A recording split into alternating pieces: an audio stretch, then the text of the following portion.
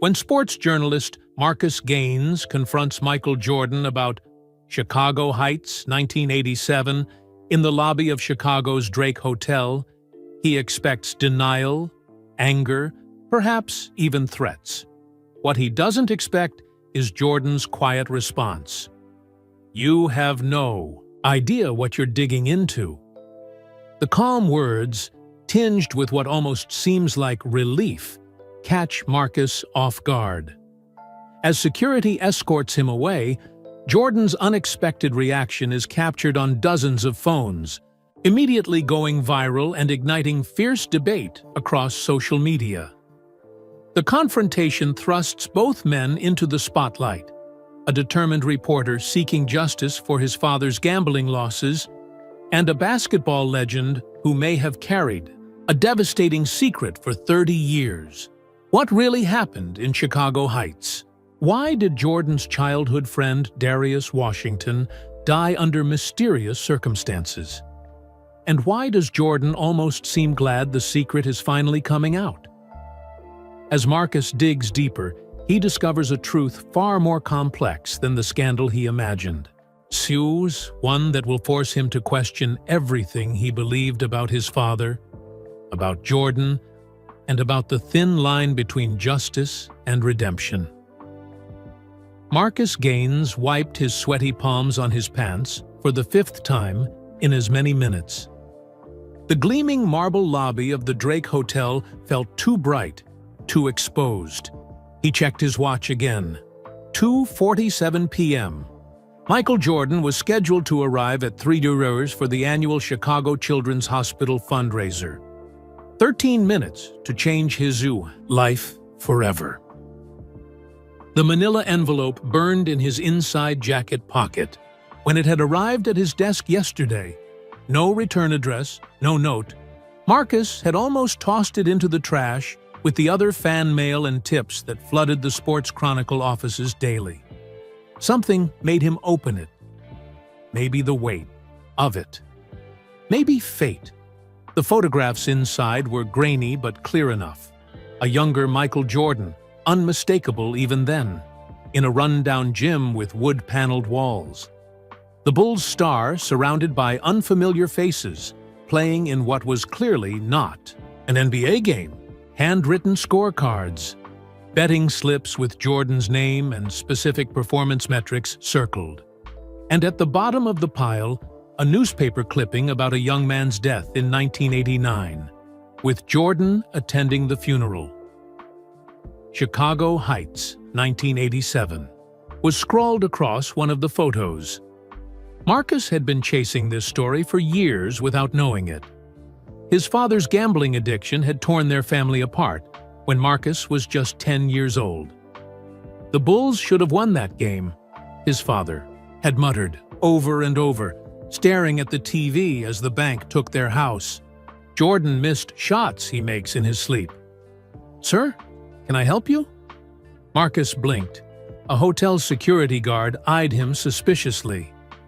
"I'm with the press," Marcus said, flashing his credentials. "Waiting for the Jordan event." The guard nodded but kept watching. Marcus moved to a leather chair in the corner, trying to look casual. His phone buzzed. A text from his editor. "Layla, are you really doing this? It's career suicide." He didn't respond. Layla had always protected him, mentored him from rookie reporter to senior sports journalist over 15 years. She thought he was throwing it all away on a conspiracy theory. Maybe he was. The hotel's revolving door spun, and a ripple passed through the lobby. 2 security men in dark suits entered first, scanning the room with practiced eyes. Then came the entourage, assistants, personal staff, a few people Marcus recognized from Jordan's business team, and then Michael Jordan himself. Even at 62, Jordan commanded the room instantly.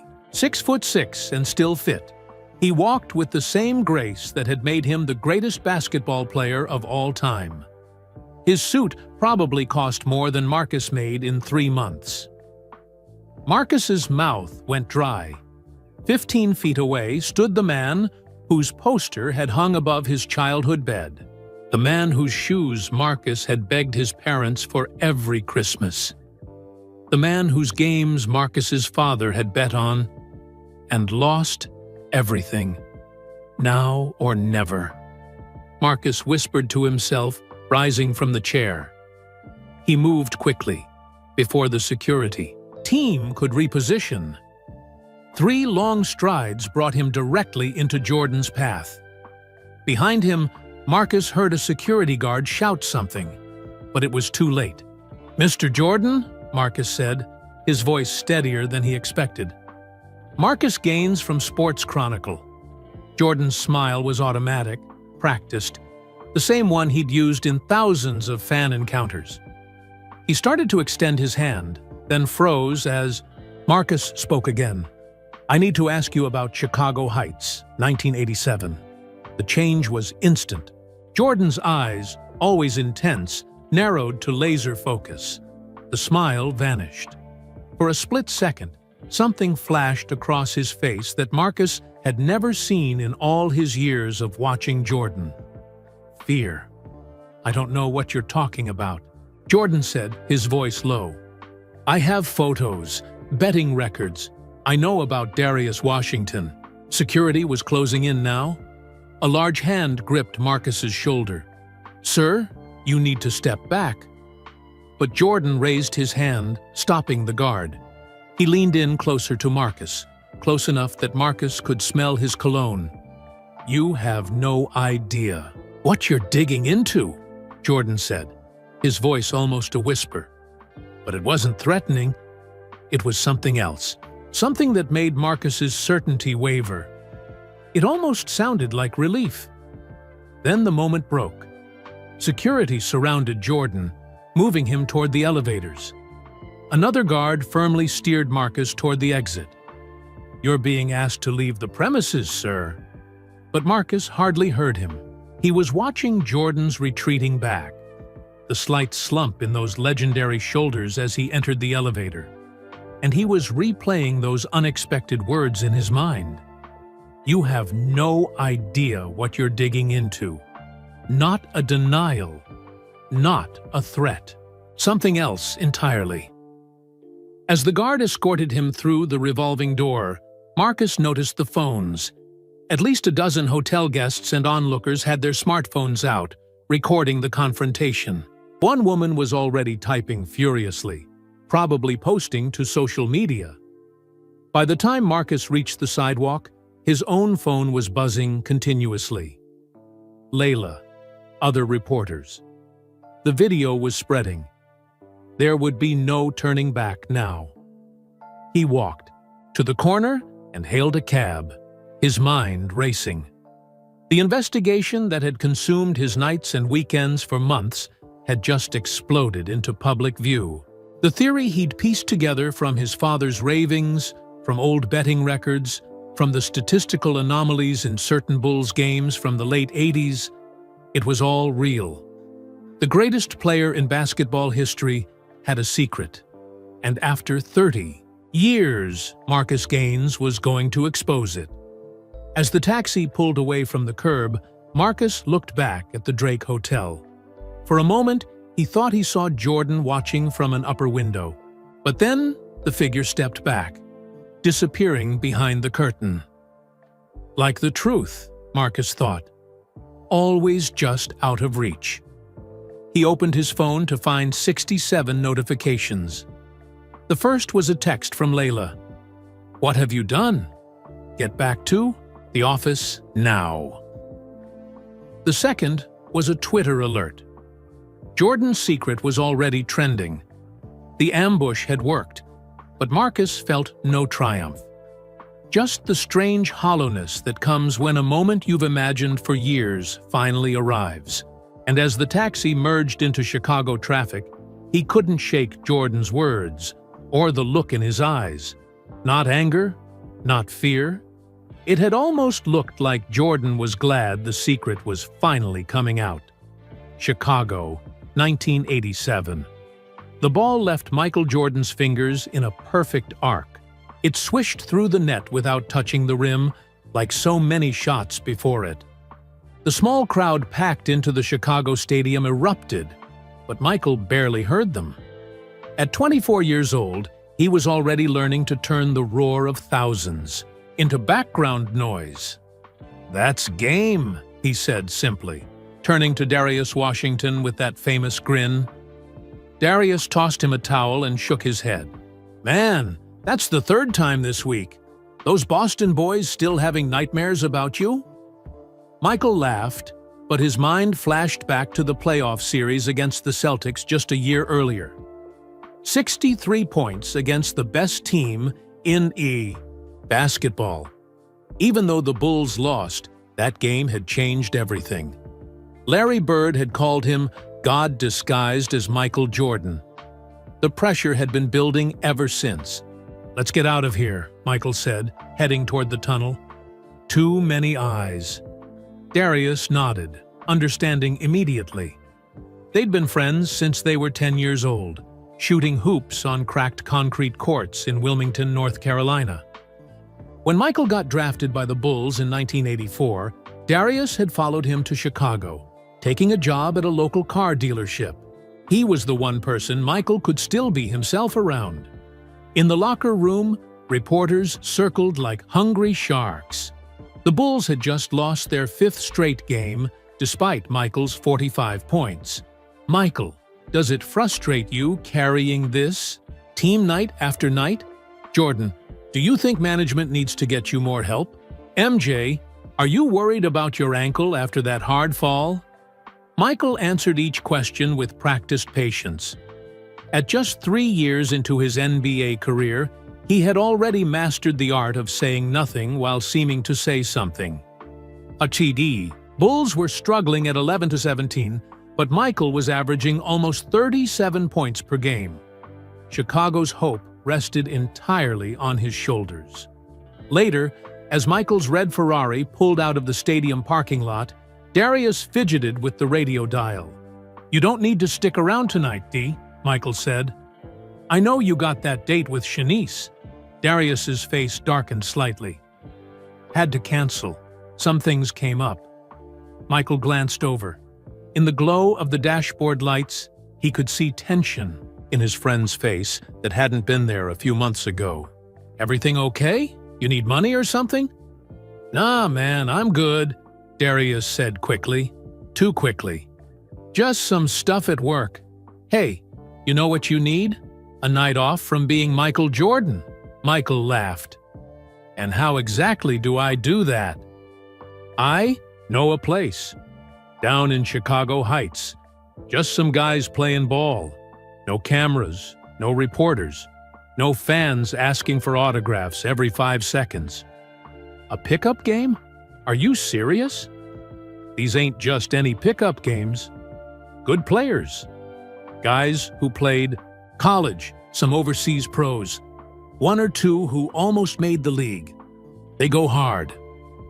Darius paused. "And nobody would expect to see Michael Jordan there. You'd just be another player." Michael considered it. The idea was appealing, just basketball, without the weight of the franchise on his shoulders. Without the endless questions and expectations. Who runs these games? Guy named Victor Caston. Owns some businesses in the Heights. Nice gym, closed to the public. Real wooden floor, not that concrete stuff we grew up on. Michael drummed his fingers on the steering wheel. "Sounds like you've been going without me," Darius shrugged. "Once or twice. They're good runs." Something in his friend's voice made Michael look over again. "This Caston guy? He on the level?" "He's just a businessman who loves basketball," Darius said. "Come on, MJ. When's the last time you played just for fun?" Michael couldn't remember. That was what decided it? All right, but we keep it quiet. Last thing I need is the front office hearing I'm playing extra games with my ankle. Darius grinned, but Michael noticed it didn't reach his eyes. The gym in Chicago Heights didn't look like much from the outside. just a plain brick building behind a furniture warehouse. But inside, Michael was impressed. Full court, polished hardwood, professional backboards. About 30 men were scattered around. Some stretching, some shooting, some just watching. When Michael walked in, the place went silent for a moment. Then a tall, broad-shouldered man approached with his hand extended. Mr. Jordan. Victor Caston. It's an honor to have you in my gym. Caston was around 50, with salt and pepper hair and the build of a former athlete gone slightly soft. His handshake was firm, his smile practiced. Darius has told me a lot about these games, Michael said. Best runs in Chicago, outside the stadium, Caston said. Though with you here, that might change. The games were intense, just as Darius had promised. These weren't starstruck fans taking it easy on a celebrity. They came at Michael hard, double teams, physical defense. It felt good, pure, just basketball. During a water break, Michael noticed Caston talking quietly with Darius in the corner. His friend looked tense, nodding at whatever Caston was saying. When he saw Michael watching, Darius forced a smile and walked over. Told you these guys could play, he said, draining a paper cup of water. You weren't lying, Michael agreed. Who's the big guy with the skyhook? He's got moves. Terrence Willis. Could have been NBA if he hadn't blown out his knee at Michigan. As they talked, Michael noticed a few men on the sidelines who weren't dressed to play. They watched the games with unusual intensity, occasionally writing in small notebooks. Scouts? Michael asked, nodding toward them. Darius hesitated. Just some of Victor's friends. They like basketball. Before Michael could ask more questions, Caston blew a whistle to start the next game. They played for nearly 3 hours. By the end, Michael's jersey was soaked with sweat, his legs pleasantly tired. It had been years since he'd played without thinking about standings, statistics, or sponsors. You're welcome back any time, Mr. Jordan, Caston said, as Michael prepared to leave. We played Tuesday and Thursday nights. Very discreet. No press, no photos. In the car, Michael felt more relaxed than he had in months. That was exactly what I needed, Dee. Thanks. Darius seemed distracted. Yeah, no problem. You sure everything's okay? You've been quiet all night. Just tired, Darius said, staring out the window at the passing streetlights. Hey, those guys. Loved having you there. You planning to come back? Michael nodded slowly. Yeah, I think I might. It's nice to remember why I started playing in the first place. Darius smiled, but again, it didn't reach his eyes. As they drove through the dark Chicago streets, neither of them could have known how those games in Chicago Heights would change everything. Not just for them, but for basketball history. Or that within 2 years, Darius Washington would be dead. And Michael Jordan would carry a secret that would haunt him for the next 30 years.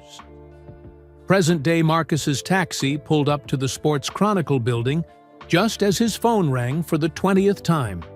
This time, he answered. Where the hell are you?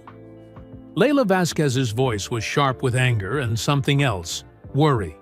Just got to the office, Marcus said, paying the driver. I'm coming up. The lobby is crawling with reporters from other outlets. Use the service entrance. She hung up before he could respond.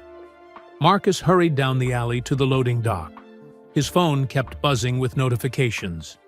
The video of his confrontation with Jordan had exploded online.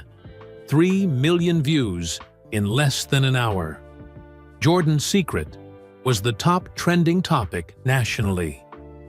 The service elevator carried him to the 12th floor. When the doors opened, Marcus found Layla waiting, arms crossed. At 53, She was a legend in sports journalism, the first woman to win the Pulitzer for sports reporting. Her dark eyes flashed with anger. "In my office? Now." Marcus followed her through the newsroom. Every head turned to watch him pass. Some faces showed admiration, others disapproval. His desk was already surrounded by curious colleagues. Layla shut her office door and turned to face him. "What were you thinking? Blindsiding Michael Jordan in public? Without telling me?" "If I'd told you, you would have stopped me," Marcus said. "Damn. Right, I would have." She paced behind her desk. "You ambushed the most famous athlete in American history without any concrete evidence." "I have evidence," Marcus insisted, pulling the manila envelope from his jacket. He spread the contents across her desk. The photos, the betting slips, the newspaper clipping. Layla examined them carefully. Photos of Jordan playing pickup basketball. Some betting slips that could be for anything. A funeral notice. She looked up. "This is it? This is your smoking gun?" "It's a starting point," Marcus said. "You always told me to follow my instincts. I also told you to verify your facts before making accusations." Layla sank into her chair. "Your phone video is all over Twitter.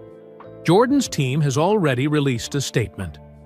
She turned her computer, monitor toward him. The statement was brief. "The allegations implied by a reporter today are completely baseless. Mr. Jordan categorically denies any improper conduct related to basketball or gambling at any point in his career. We are considering all legal options." "They're threatening to sue," Layla said. "Not just you. The whole paper." Marcus felt his stomach twist. He'd expected backlash, but not this fast. "What does our legal team say?" "They're reviewing the video, but Harriman already called me. He says if we don't have rock-solid evidence of wrongdoing, we're exposed." A knock at the door interrupted them. Amy from the digital team poked her head in. "Sorry, but you both need to see this. ESPN, Fox Sports, and The Athletic have all released statements supporting Jordan. They're calling our reporting ambush journalism and a disgrace to sports media." Layla rubbed her temples. "Great. Just great." When Amy left, Marcus slumped into a chair. "I knew they'd close ranks around him. Jordan is untouchable." "You make it sound like a conspiracy," Layla said. "Did it occur to you that maybe, just maybe, Michael Jordan isn't hiding anything? That maybe you're seeing patterns that aren't there because of your personal history?" Marcus stiffened. "This isn't about my father, isn't it?" Layla's voice softened. "Marcus, you were 10 years old when your dad lost everything betting on Bulls games. That's traumatic. It would be natural if—" "This isn't about my father," Marcus repeated firmly. "It's about the truth. Something happened in Chicago Heights in 1987. Something that connects Jordan, gambling, and Darius Washington's death. I know it." Layla studied him for a long moment. "You've been working on this story for months, haven't you?" "Behind my back." Marcus nodded slowly. "I didn't want to bring it to you until I had more. But when that envelope arrived yesterday—" "Who sent it?" "I don't know. No return address." Layla sighed heavily. "You know what this looks like, right? A reporter with a personal grudge ambushing a sports icon based on anonymous tips and flimsy evidence." She held up her hand as Marcus started to protest. "I'm not saying that's what it is. I'm saying that's how it looks." Marcus's phone buzzed with a text. He checked it and went pale. "What now?" Layla asked. "Jordan's niece, Natalie Jordan. She's an attorney with Palmer and Westwick. She's downstairs demanding to see me." Layla stood up. "Don't say a word to her without our lawyers present." She walked to the door, then turned back. For what it's worth, I believe you believe in this story. But Marcus, you need more than belief. You need facts. Hard evidence. I'll find it. Marcus promised. You'd better. Because right now, your career is hanging by a thread. And you've put the reputation of this entire paper on the line. Layla's expression softened slightly. What did Jordan say to you exactly? In the hotel? Marcus replayed the moment in his mind. He said, "You have no idea what you're digging into." That's it? Yes. But it wasn't what he said. It was how he said it. He seemed almost relieved. Layla considered this. That's not the reaction of a guilty man, Marcus. No, Marcus agreed. It's the reaction of a man who's been carrying a burden for a very long time. Layla shook her head. Find the facts. I'll hold off the lawyers and the vultures as long as I can. She opened the door. And Marcus, whatever this is, whatever happened back then, make damn sure it's worth it. As she left, Marcus looked down at the old photo from Chicago Heights. Jordan's young face stared back at him, alongside Darius Washington and Victor Caston. 3 men linked by secrets. One dead, one a legend, one a mystery. And somewhere in their story lay the truth his father had taken to his grave. The law offices of Palmer and Westwick occupied the top 3 floors of a gleaming downtown skyscraper. Marcus sat in a conference room with panoramic views of Lake Michigan, feeling distinctly outmatched. To his left sat Stuart Harriman, the Chronicle's lead attorney, looking uncomfortable in his rumpled suit.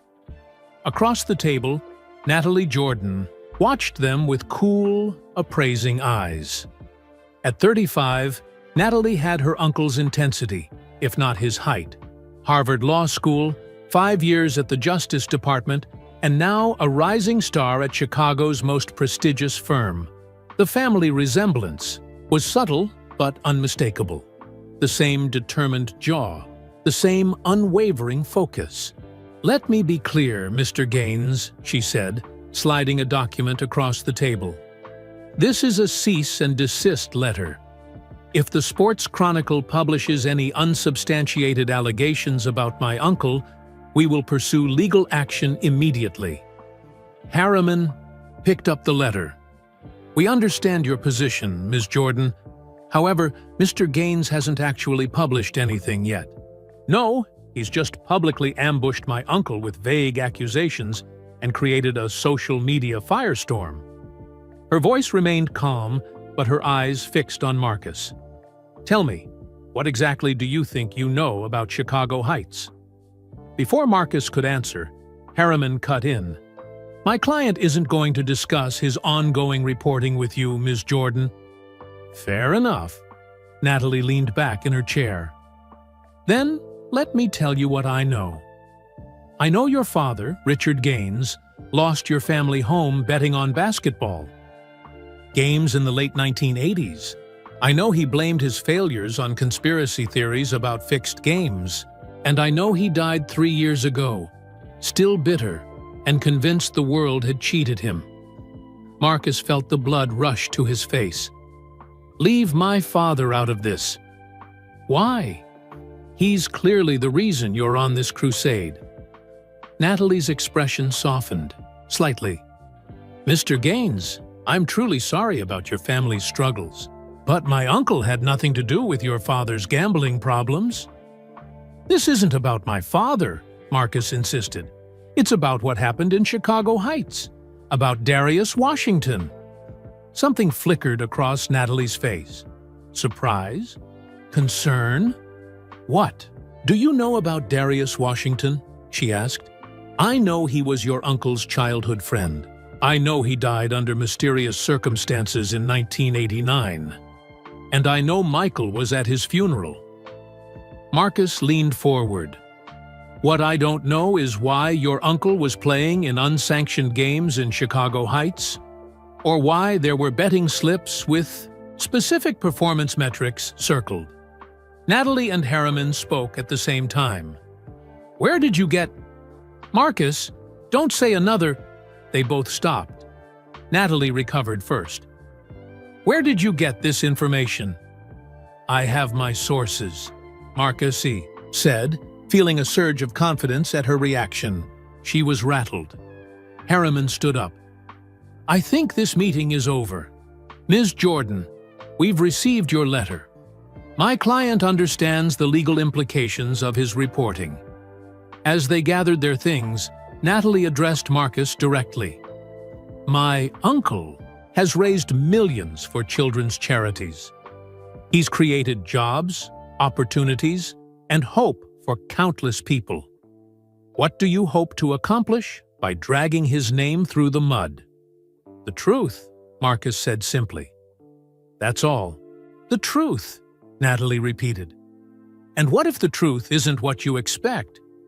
What if it's more complicated? Are you prepared for that?" Before Marcus could answer, she handed him a business card. "When you realize you're hurting real people with this crusade, call me. Maybe we can find a solution that doesn't destroy multiple lives." In the elevator down, Harriman loosened his tie. "Well, that could have gone worse." "She's worried," Marcus said. "She knows there's something to find. Or she's protecting her family from a reporter with a personal vendetta," Harriman replied. "Marcus, legally speaking, you're on thin ice. If you're going to pursue this, you need more than old photos and betting slips." Marcus nodded. "I know. That's why I'm heading to Chicago Heights." The neighborhood had changed since the 1980s. Urban renewal had transformed parts of Chicago Heights, but Marcus found the old furniture warehouse easily enough. The basketball court behind it was now a parking lot for a discount grocery store. He sat in his car, staring at the spot where Michael Jordan had once played secret games. Where had the players gone? The spectators? The mysterious men with notebooks? His phone rang, Layla checking in. "Any luck?" "Not yet. I'm trying to track down players who might have been there." "Well, the pressure's mounting here," she said. "Jordan's PR team is in full damage control. They've arranged an exclusive interview with Diana Miller at CNS tomorrow." Marcus frowned. Diana Miller was the most respected sports broadcaster in America and notoriously friendly to the athletes she covered. "A friendly interview to get ahead of the story," he said. "Exactly. So if you're going to find something, find it fast." After hanging up, Marcus checked his list. Most of the names from the Chicago Heights games led nowhere. Moved away, refused to talk, or simply couldn't be found. But one had agreed to meet. Terrence Willis, the player with the skyhook. The Southside Community Center was busy with afternoon basketball. Kids ran drills while parents watched from battered metal bleachers. Terrence Willis moved slowly among them, his massive frame betraying the knee injury that had ended his career before it began. At 6'11", he towered over Marcus as they shook hands. "Let's talk outside," he said, leading the way to a bench in the small park adjacent to the center. "Thanks for meeting me," Marcus began. "I'm trying to understand what happened at those games in Chicago Heights." Terrence studied him carefully. "Why now? It's been over 30 years. "The truth doesn't expire," Marcus said. Terrence barked a short laugh. "Man, you sound like a fortune cookie." He gazed at the basketball courts where children played. "You know I coach these kids? Teach them fundamentals, discipline, staying out of trouble. What do you think they'd learn if I helped you take down Michael Jordan?" "I'm not trying to take anyone down," Marcus protested. "I just want to know what happened." Terrence was quiet for a long moment. "Those games in the Heights, they weren't what you think. Jordan wasn't fixing games for money. That man hates losing more than anyone I've ever met." then what was happening? Why was Victor Caston tracking specific stats? Terrence's expression darkened. Caston was a businessman with connections. The kind of connections you don't say no to. Organized crime? I didn't ask questions, and neither should you. Terrence rubbed his bad knee. But I'll tell you this. There were some nights when Jordan played different. Not worse, exactly. Just different. How so? Little things. Taking jump shots instead. Of driving to the basket. Passing more in key moments. Missing shots that I'd seen him make 1,000 times in warm-ups. Terrence shook his head slowly. Most people wouldn't notice.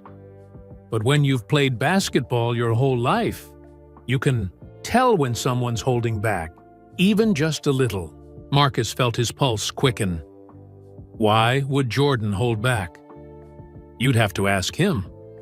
All I know is, Darius Washington was always there on those nights, always looking nervous. Terrence stood up. That's all I'm saying. I've got kids to coach. Wait, Marcus called after him. Do you know what happened to Darius? Terrence paused. Official story was suicide. Pills and vodka in a motel room. He looked back at Marcus. But guys like Darius don't just kill themselves for no reason. And Victor Caston, is he still around? Last I heard, he was in some fancy retirement community in Lake Forest. Magnolia Gardens or something. Terrence started walking again, then stopped. Word of advice? Let sleeping dogs lie. Whatever happened back then, a lot of people worked very hard to bury it. Including Jordan?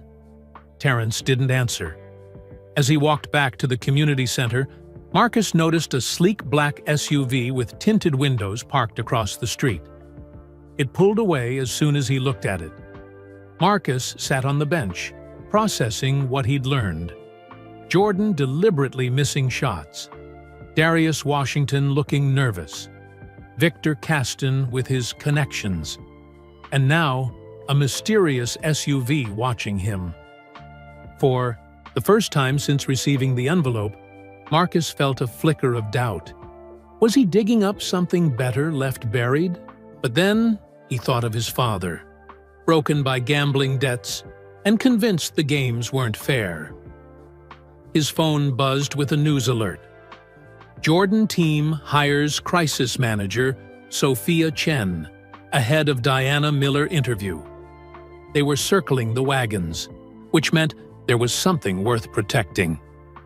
Marcus opened his laptop and searched for Magnolia Gardens Retirement Community, Lake Forest. An address appeared on his screen. It was time to pay Victor Caston a visit. Marcus was halfway to Lake Forest when his phone rang again. Unknown number. Against his better judgment, he answered on the car's Bluetooth. Marcus Gaines. Mr. Gaines, this is Sophia Chen. Marcus nearly swerved into the next lane. Sophia Chen was the most sought-after crisis manager in the country. She'd guided politicians, celebrities, and CEOs through scandals that would have destroyed anyone else. How did you get my number? Ms. Chen? That's not important. Her voice was calm and measured. What matters is that you and I both want the same thing. Resolution. I doubt that, Marcus said, signaling for the highway exit. I want the truth. You want to bury it. Such drama, Chen said with a soft laugh. I don't bury truth, Mr. Gaines. I contextualize it. There's a difference. And what context would you like to give to Chicago Heights? That's what I'd like to discuss. In person. I'm at the Four Seasons. I can have a car pick you up wherever you are. Marcus hesitated. Meeting with Jordan's crisis manager felt like walking into the lion's den. But she might reveal something useful, even inadvertently. I have appointments all day, he lied. Maybe tomorrow. As you wish. Her tone suggested she knew he was lying. But, Mr. Gaines? Victor Caston has advanced. Dementia. He hasn't had a lucid day in years. You're chasing ghosts.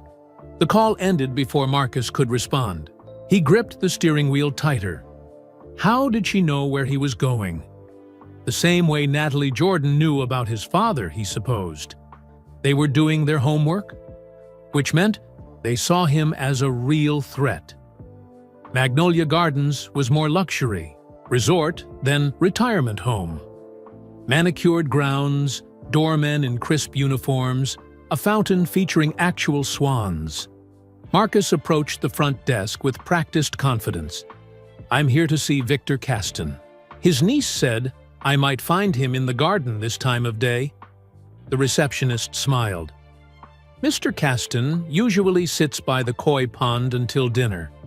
Just follow the path outside." Sometimes, the simplest lies worked best. Marcus walked through the elegant lobby and out to the gardens. He found Victor Caston exactly where the receptionist had said.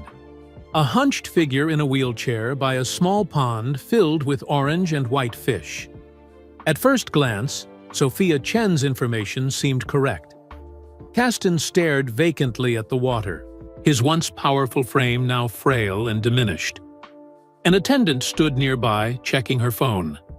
Marcus approached slowly. "Mr. Caston? My name is Marcus Gaines. I'd like to talk about Chicago Heights." No response. The old man continued staring at the fish. The attendant looked up. "He doesn't talk much anymore. Are you family?" "An old friend," Marcus lied again. "I used to play basketball in his gym." "Basketball?" A surprising clarity flashed in Caston's eyes. "You played in my games?" The attendant looked surprised. "That's the most he's said all week." "Would you mind if I sat with him for a few minutes?" Marcus asked. She shrugged. "I need a coffee anyway. 10 minutes?" When she was gone, Marcus pulled a chair close to Caston. "Mr. Caston, I'm researching what happened at your games in Chicago Heights, especially the ones Michael Jordan played." Caston's eyes narrowed slightly. "Michael. Great player. Best ever." "Yes, he was," Marcus agreed. "Do you remember Darius Washington?" The name seemed to trigger something.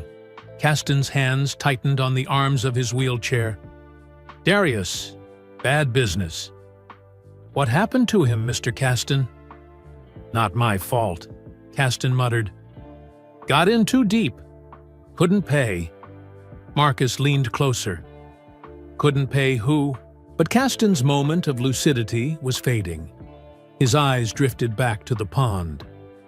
"The fish always know when it's feeding time?" Marcus tried another approach. "The games Michael played, was he told to miss shots sometimes?" Caston laughed. A dry sound like rustling leaves. "Michael? Nobody tells Michael anything." His expression darkened. "But Darius. Poor Darius." "What about Darius?" Caston looked at Marcus, suddenly suspicious. "Who are you? Did they send you?" "No one sent me," Marcus assured him. "I'm just looking for the truth." "Truth," Caston repeated, as if testing the word. "Truth is, Michael never knew. Not about the money. Thought he was helping his friend." He leaned forward, voice dropping to a whisper. Detective should have looked harder. Wasn't suicide. Marcus's heart raced. "Which detective? Who was investigating Darius's death?" "The woman. Tough lady? Kept coming back, asking questions." Caston's head drooped. "Too late now. All too late. Mr. Caston, do you remember the detective's name?" But Caston had retreated into himself again, mumblings becoming incoherent. Marcus saw the attendant returning and stood up quickly. "Thank you for your time," he said, though Caston didn't acknowledge him. The attendant gave him a curious look. "Did he remember you?" "Bits and pieces," Marcus said. "It's hard to see him like this." As he walked back to his car, Marcus's mind raced. Kasten's fractured comments suggested Jordan hadn't been involved in any gambling scheme. He'd been trying to help Darius Washington, and a female detective had investigated Washington's death, apparently not satisfied with the suicide ruling. It wasn't much, but it was a lead. He was so preoccupied that he didn't notice the person leaning against his car until he was almost upon her. "Mr. Gaines," Natalie Jordan said, pushing off from the driver's side door. "We need to talk." Marcus stopped short. "Are you following me now?" "You're not exactly being subtle." She glanced back at the retirement home. "Learn anything useful? From a man with dementia? That's low, even for a tabloid journalist." "I don't work for a tabloid," Marcus snapped, "and Kasten was more lucid than your team led me to believe." Something like concern crossed her face. "What did he tell you?" "Enough to keep digging," Marcus said, moving to open his car door. "Now, if you'll excuse me..." Natalie didn't budge. "My uncle had nothing to do with Darius Washington's death." "I never said he did." "Then what exactly are you implying happened in Chicago Heights?" Marcus studied her face. Despite her confrontational stance, he sensed genuine worry, not calculation. "I think your uncle was trying to help his friend," Marcus said carefully. "And I think something went very wrong." Natalie's professional mask slipped, just for a moment. "You have no idea who you're really hurting with this crusade." "Then tell me," Marcus challenged. "If you know what happened, tell me now, and this ends." She shook her head slowly. "It's not my story to tell." "Then it's still my story to find." They stood in silence, at an impasse. Finally, Natalie stepped aside. "My uncle is a good man, Mr. Gaines. Whatever you think you're going to discover, remember that." As Marcus drove away, he glanced in his rearview mirror. Natalie Jordan remained in the parking lot, phone pressed to her ear, watching him go. The pieces were starting to fit together, but the picture they formed wasn't what he'd expected. Jordan hadn't been fixing games for profit. He'd been trying to help a friend in trouble. But what trouble? And who was the female detective who'd investigated Washington's death? As the highway stretched before him, Marcus knew his next step: find the detective who never believed Darius Washington committed suicide. The Chicago Police Department Records Division was housed in a drab building that hadn't been updated since the 90s. Marcus sat in a hard plastic chair, waiting for his request to be processed. He'd been there for nearly 2 hours. "Mr. Gaines?" An older woman in a police department polo shirt called from the counter. Marcus approached, trying not to look too eager. "Did you find something?" She handed him a thin folder. "Case file on Darius Washington, 1989. You can review it here, but nothing leaves the building." "Of course. Thank you." Marcus took the folder to a small reading desk in the corner. His hands were almost shaking as he opened it. Inside were sparse documents: autopsy report, initial investigation notes, crime scene photos. The official cause of death was listed as apparent suicide by drug overdose, pills and vodka, just as Terrence Willis had said. He scanned the report for the lead detective's name: Detective Elaine Harper, badge number 4487. The photos were grim. Darius Washington's body on a motel bed, pill bottle on the nightstand, empty vodka, bottle on the floor. No note. The autopsy showed high levels of Valium and alcohol. Everything pointed to suicide. Except one thing. Detective Harper's final notes included a single line that caught Marcus's attention.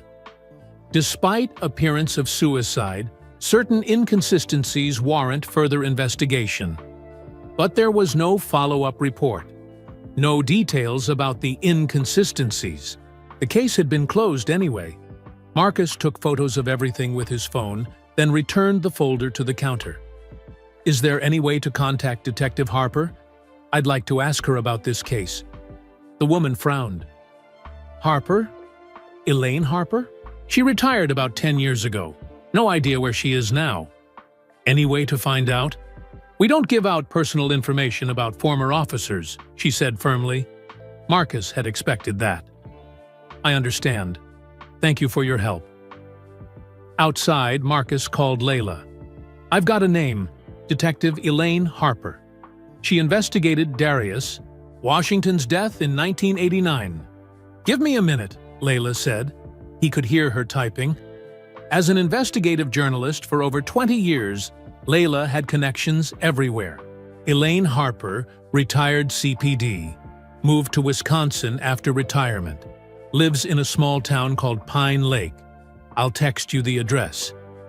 How did you... Police Union newsletter, Layla said. They do features on retired officers. And Marcus? Jordan's. Interview with Diana Miller airs tonight. Be ready for the fallout. Pine Lake, Wisconsin was a 3-hour drive north of Chicago.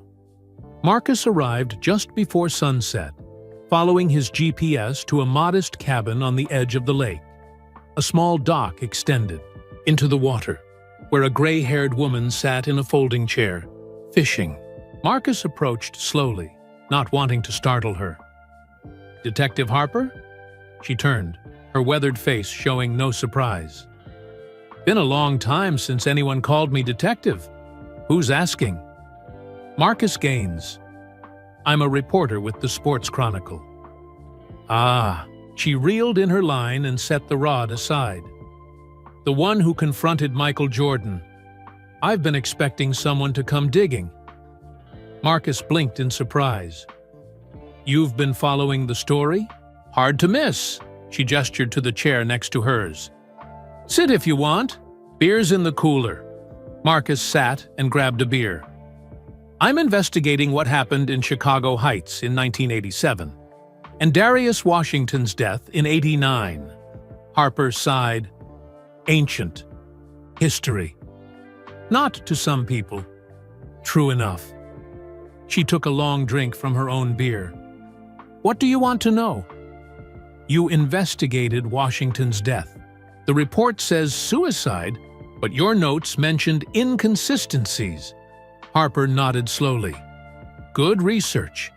Those inconsistencies bothered me for years. What were they?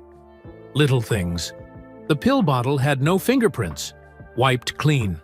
Washington was right-handed, but the vodka bottle was on the left side of the bed. His car was parked oddly, like someone else had parked it. She shook her head. Nothing solid enough for my captain to keep the case open. You think he was murdered? I think someone made it look like suicide. Washington had gambling debts to some very dangerous people. Victor Caston? Harper laughed. Caston was just the front man. He ran the games, handled the smaller bets, but he answered to people from the outfit. The Chicago mob? They had a piece of everything back then, including some alleged point-shaving operations. She gave Marcus a significant look.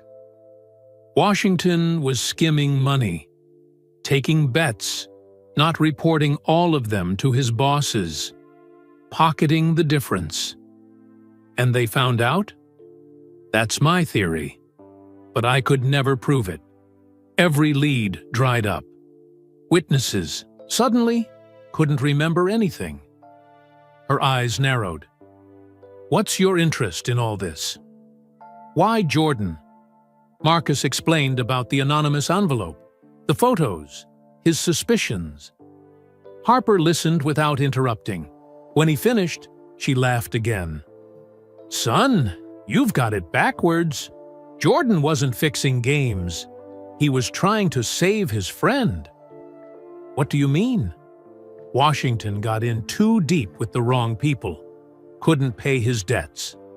Jordan found out, and tried to help, playing in those unsanctioned games, occasionally holding back just enough to help Washington with the betting spreads. She looked out at the lake. Jordan was trying to buy time for his friend to get square with the outfit. Marcus felt dizzy with this new information. How do you know this? Because Jordan came to see me after Washington died. He was devastated, thought it was his fault for not doing more. Harper's voice softened. He was just a kid himself, really. 26 years old. Best basketball player in the world. But still just a young man who couldn't save his friend. Marcus struggled to process this. So Jordan was never involved in fixing NBA games? Never. This was strictly those underground games in Chicago Heights. She fixed him with a stern look. And he only did it to help Washington. Not for money, not for himself. If that's true, Marcus said slowly, then my father. Your father? Marcus explained about his father's gambling losses, his belief that certain Bulls games had been fixed. Harper shook her head sympathetically. Gamblers always need someone to blame, but your father's losses weren't because of any fix. They were just bad bets. As the sun set over Pine Lake, Marcus sat in silence. Everything he'd believed about Jordan, about his father's losses, it was all wrong. I have one more question, he finally said. Did you ever find out who killed Darius Washington? Harper's expression darkened. I had my suspicions. A hitman known to work for the outfit. But he died in a car accident before I could build a case. She paused. There was something else, though. Something that never made it into any report. What? After Washington died, several families with gambling debts to the outfit suddenly had those debts forgiven, and others received anonymous help with medical bills, college tuition. A lot of money changing hands, all untraceable. You think Jordan was behind that? I know he was. It was his way of making amends, I suppose, for not being able to save his friend. She looked directly at Marcus. He's been doing it ever since, quietly helping families hurt by gambling, all these years. Marcus thought of his father's medical care during his final illness, the specialized treatments insurance wouldn't cover, the bills that somehow disappeared. He'd always assumed it was hospital charity. You think, my family? Harper just looked at him, letting the implications sink in. As darkness fell over the lake, Marcus faced a devastating possibility. The man he'd been trying to expose might be the same man who had secretly helped his own family when they needed it most. Marcus drove back to Chicago in a daze, his mind replaying Detective Harper's revelations. Rain pattered against the windshield, matching his dark mood. He had built his investigation, and truthfully, much of his adult life, around a false narrative. His father hadn't been cheated by fixed games, and Jordan wasn't the villain he had imagined. He pulled over at a highway rest stop and turned on the radio just as Diana Miller's interview with Michael Jordan began. Miller's voice was warm and professional. Michael, thank you for sitting down with me. I know this is a difficult time. Thank you for having me, Diana. Jordan's voice sounded tired but composed. Let's address the allegations directly. Were you involved in any point-shaving scheme in the late 1980s? Absolutely not, Jordan said firmly. I've never bet on basketball. I've never shaved points in an NBA game. My reputation is built on my competitive drive. Anyone who knows me knows I would never throw a game. Marcus noted Jordan's careful wording. Never shaved points in an NBA game. Technically true, according to Harper. Can you explain the photos that have emerged showing you playing in unsanctioned games in Chicago Heights? Miller asked. Yes. In my early years with the Bulls, I occasionally played pickup games during the off-season. Just basketball, away from the spotlight. Nothing illegal or improper about it. And your relationship with Darius Washington? A pause. When Jordan spoke again, his voice had softened. Darius was my childhood friend from North Carolina. He had some personal struggles. I tried to help him, but I couldn't save him. These questions are being raised by a reporter with a personal connection to gambling losses. Do you have any response to that? I don't blame him for asking questions. Gambling addiction destroys families. I've seen it firsthand. But his pain doesn't make his allegations true. Marcus turned off the radio. Jordan was giving just enough of the truth to seem forthcoming, while still protecting the full story. And protecting himself. Back in his apartment, Marcus spread all his evidence across the kitchen table. The photos from Chicago Heights, Darius Washington's death report, his notes from the meetings with Terrence Willis, Victor Caston, and Detective Harper. The picture was becoming clearer, but significant gaps remained. How deep was Washington's involvement with the Chicago outfit? How much did Jordan actually know about the gambling operation? And who had sent Marcus the anonymous envelope that started it all? His phone rang. Layla. I just watched the interview, she said without preamble. Jordan came across well. Sympathetic, direct, just emotional enough. The public is taking his side. I'm not surprised. You sound different, Layla observed. What did you find in Wisconsin? Marcus hesitated. It's complicated. Can we meet tomorrow? I need to figure out my next steps. Sure, but heads up, Natalie Jordan has filed the lawsuit. We're officially being sued for defamation. But I haven't published anything yet. Doesn't matter. The implication was enough, especially after the video went viral. The chronicles how lawyers want to meet first thing tomorrow. After hanging up, Marcus paced his apartment. The lawsuit changed things. He needed more concrete evidence, not just of what had happened in Chicago Heights, but of everything that followed. He kept coming back to one question: who had access to all this information? The photos, the betting slips, the connection to Washington's death. It had to be someone close to the original events, someone who knew exactly what had happened. A thought struck him. Detective Harper had mentioned a file of evidence on Darius Washington's death, a file that never made it into the official police records. He called her immediately. The evidence from Washington's case, where is it now? In my personal storage, Harper said.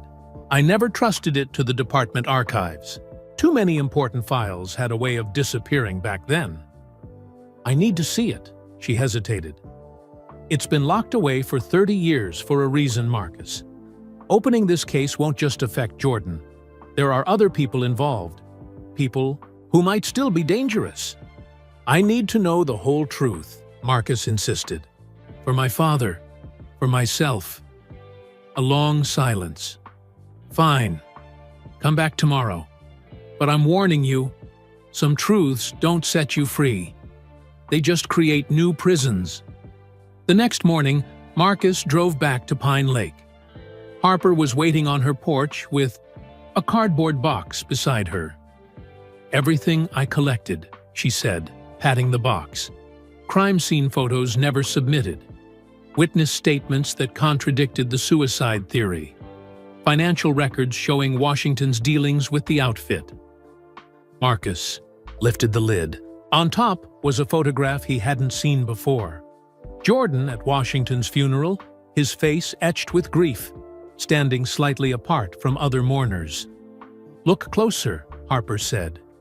In the background, partially obscured, was a face Marcus recognized. A younger Victor Caston, watching Jordan. Caston went to the funeral. They all did. Washington's family. Jordan. Caston. Even some of the outfit guys paying respects while making sure everyone could see them doing it. Marcus dug deeper into the box. Handwritten betting records, security, camera stills from the motel where Washington died. And then, something unexpected. A small stack of newspaper clippings about Richard Gaines, Marcus's father. "Why do you have information about my father?" Harper looked uncomfortable. "After Jordan came to me, I looked into other gambling cases connected to the outfit. Your father lost big on Bulls games in '88 and '89. I wondered if there was a connection." "And was there? Not to any point shaving. Your father just made bad bets." She hesitated. "But afterward, when your family was struggling, anonymous donations to your mother's bank account, medical care for your father that insurance wouldn't cover." Marcus felt his throat tighten. "You think Jordan was behind that?" "I know he was. He felt responsible in a way, not for your father's losses, but for not stopping the whole operation sooner." Harper pulled out one last document, a list of names and amounts. "These are the families Jordan helped over the years. Yours is on page 3. Marcus stared at the list, his vision blurring. Nearly 40 families, spanning 3 decades. Millions of dollars in quiet assistance. And halfway down page 3, Gaines, Richard, medical housing support, $217,000. The sum was staggering. All those years his mother had attributed their survival to good luck and the kindness of strangers. "Why would Jordan do this?" Marcus whispered. "He didn't even know these people." "Guilt," Harper said simply, "for not being able to save his friend, for letting the games continue as long as they did. And maybe something more, a genuine desire to help." As Marcus processed this revelation, Harper pulled out one final item from the box, a sealed envelope. "This came to my home address a week ago," she said. "No return address. I think you should see it." Marcus opened it with trembling hands. Inside was a single sheet of paper with a typed message. "It's time for the truth. Marcus Gaines will be looking for answers. Help him find them." And at the bottom, a simple initial.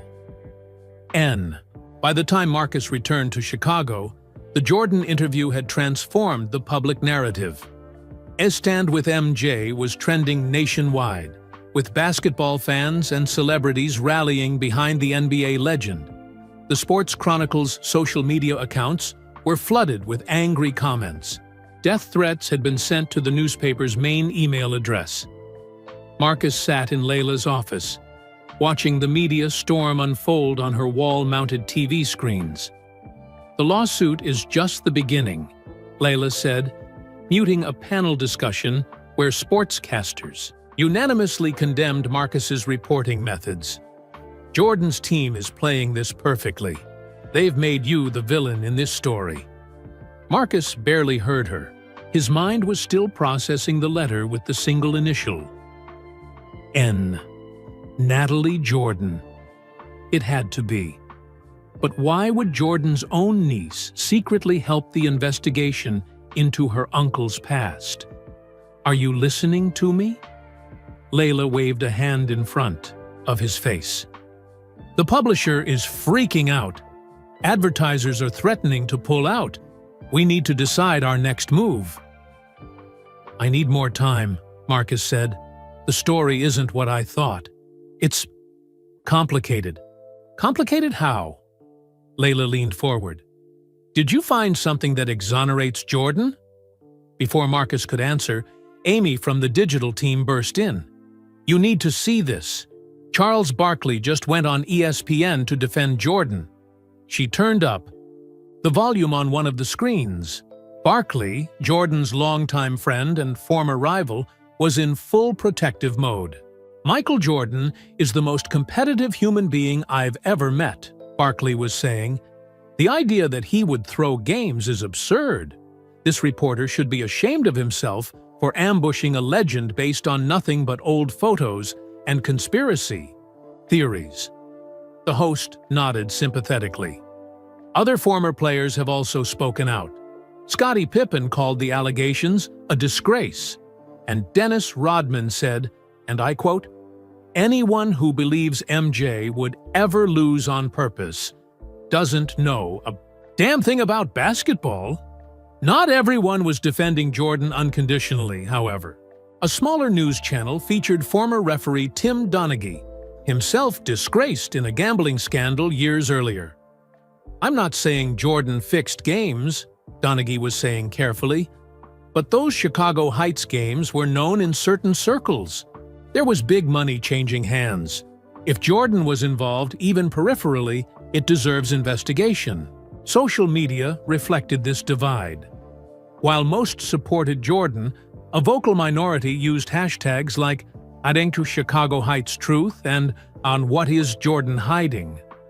Conspiracy theories flourished in these online spaces, most far more sensational than the actual truth. "Jordan's charitable foundation is taking a hit," Amy reported, scrolling through her tablet. "Donations are down 30% since the story broke, and Nike's stock dipped 2 points this morning." Layla dismissed Amy with a nod, then turned back to Marcus. "This isn't just about you or Jordan anymore. Real damage is being done. If you have evidence that changes the narrative, we need it now." Marcus stared out the window at the Chicago skyline. "I think Jordan was trying to help his friend who was in trouble with the mob. He played in those unsanctioned games and occasionally held back, not to fix NBA games, but to help Washington with his debts to dangerous people." Layla's eyes widened. "That's not what I expected. Do you have proof?" "Pieces. Detective Harper's testimony? Some evidence files? Nothing conclusive. Yet." "So Jordan wasn't fixing games for profit, but to help a friend in trouble? That's a very different story than what people are assuming." "There's more," Marcus said hesitantly. "After Washington died, likely murdered by mob associates, Jordan started anonymously helping families affected by gambling, including, possibly, my own family." Layla sat back, stunned. "Your family? How?" "Medical bills for my father, housing support when we lost our home." Marcus swallowed hard. "Over $200,000 over the years." Silence filled the office. Finally, Layla spoke. "If true, that's not just a different story. It's the opposite of what everyone thinks you're investigating." Marcus nodded. "I know. So what now? You started this. People are taking sides. Jordan's legacy is being questioned. His foundation is suffering. And it sounds like the real story might actually enhance his reputation, not damage it." "I need to talk to Jordan directly," Marcus said. "One-on-one. No cameras, no lawyers. Just the truth. After you ambushed him at the Drake, his team will never agree to that." "Maybe not." Marcus pulled out his phone and showed her Natalie Jordan's business card. "But I think I have someone who might help arrange it." Layla studied him for a long moment.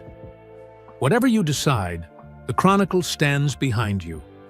But Marcus, make sure you're pursuing the truth, not just what you want to believe."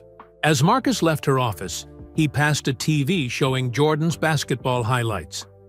The familiar sight of number 23 soaring through the air, defying gravity as only he could, now carried a weight it never had before. The man who had once been Marcus's childhood hero, then his obsession, had become something far more complex. A flawed human being who had made a terrible mistake trying to save his friend, then spent 3 decades trying to make amends. Now Marcus needed to decide what to do with that truth.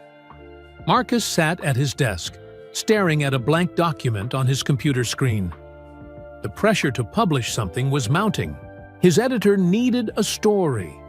The public wanted answers, and Marcus himself needed resolution. But what story should he tell? His phone buzzed with a text from Layla. "Publisher wants update. What are you filing?" Before he could respond, another message arrived. This one from Natalie Jordan. "Meet me at the lakefront trail near Navy Pier.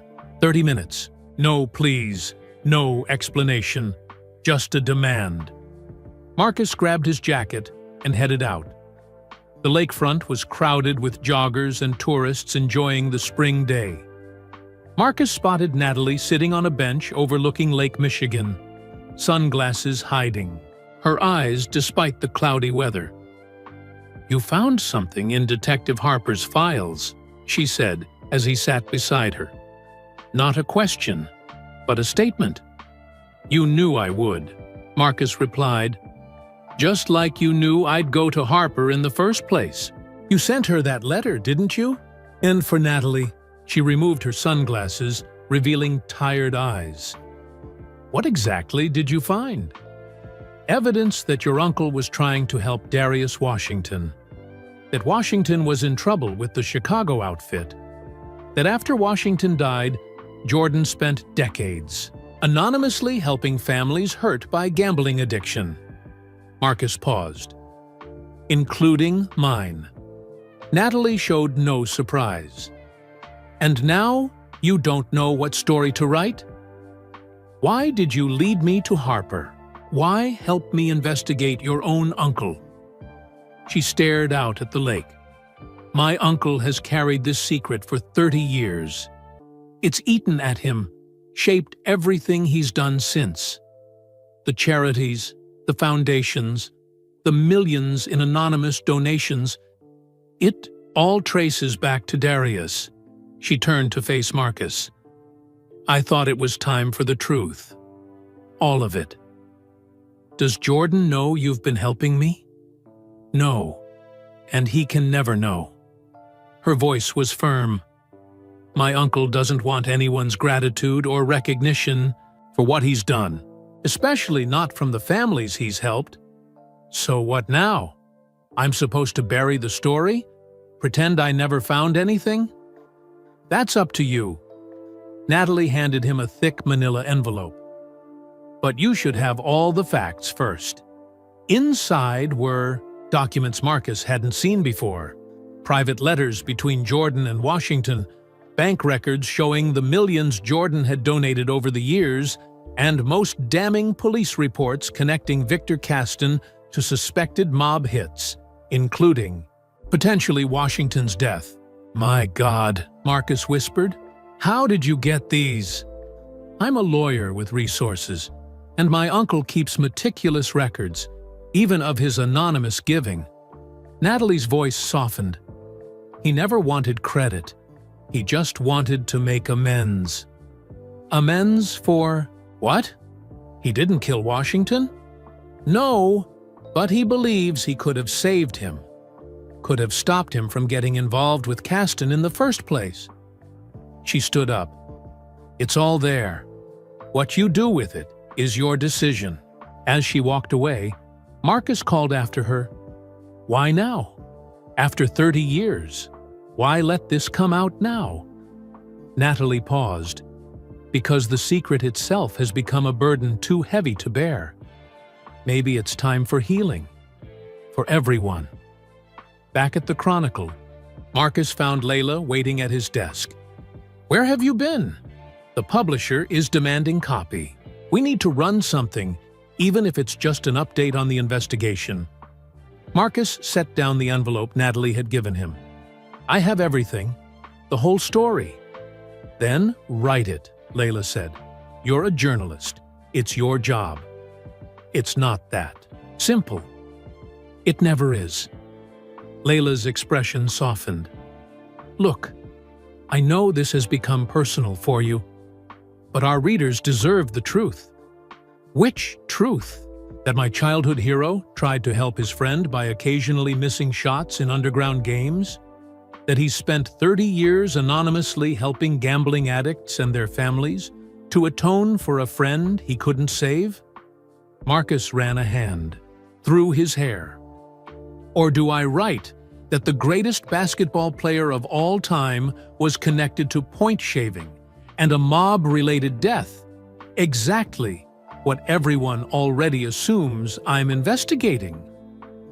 Layla sat on the edge of his desk. Write the story that needs to be told. The true one.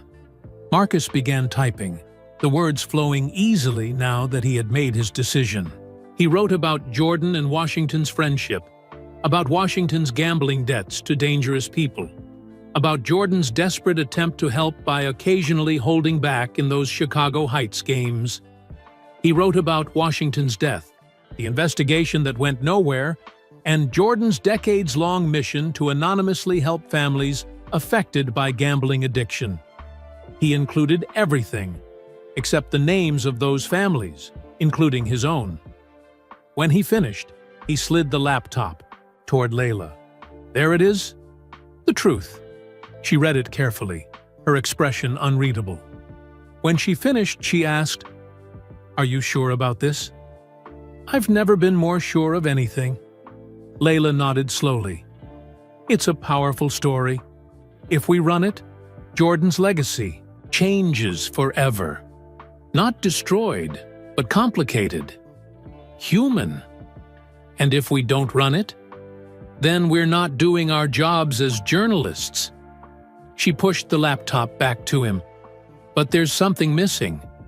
You need to talk to Jordan himself. Get his side, directly. His team will never allow it. Then find another way." As if on cue, Marcus's phone rang, a blocked number. He answered cautiously. "Mr. Gaines." The voice belonged to Sophia Chen, Jordan's crisis manager. "My client would like to meet with you, tonight at his office, alone." Marcus's heart raced. Why the change of heart? Let's just say certain information has come to his attention. Her tone was impossible to read. 8 o'clock. No recording devices, no photographers. Just you and Mr. Jordan. After she hung up, Marcus turned to Layla. "Jordan wants to meet. Tonight." "Good. Hear him out. Then make your final decision about the story." She stood to leave. "But Marcus, the publisher wants something tomorrow. Time's running out." Alone at his desk, Marcus stared at his article on the screen. Everything he had learned, everything he had discovered about Jordan, about Washington, about his own family's connection to the story. It was all there. His phone buzzed with another text. This one from Detective Harper.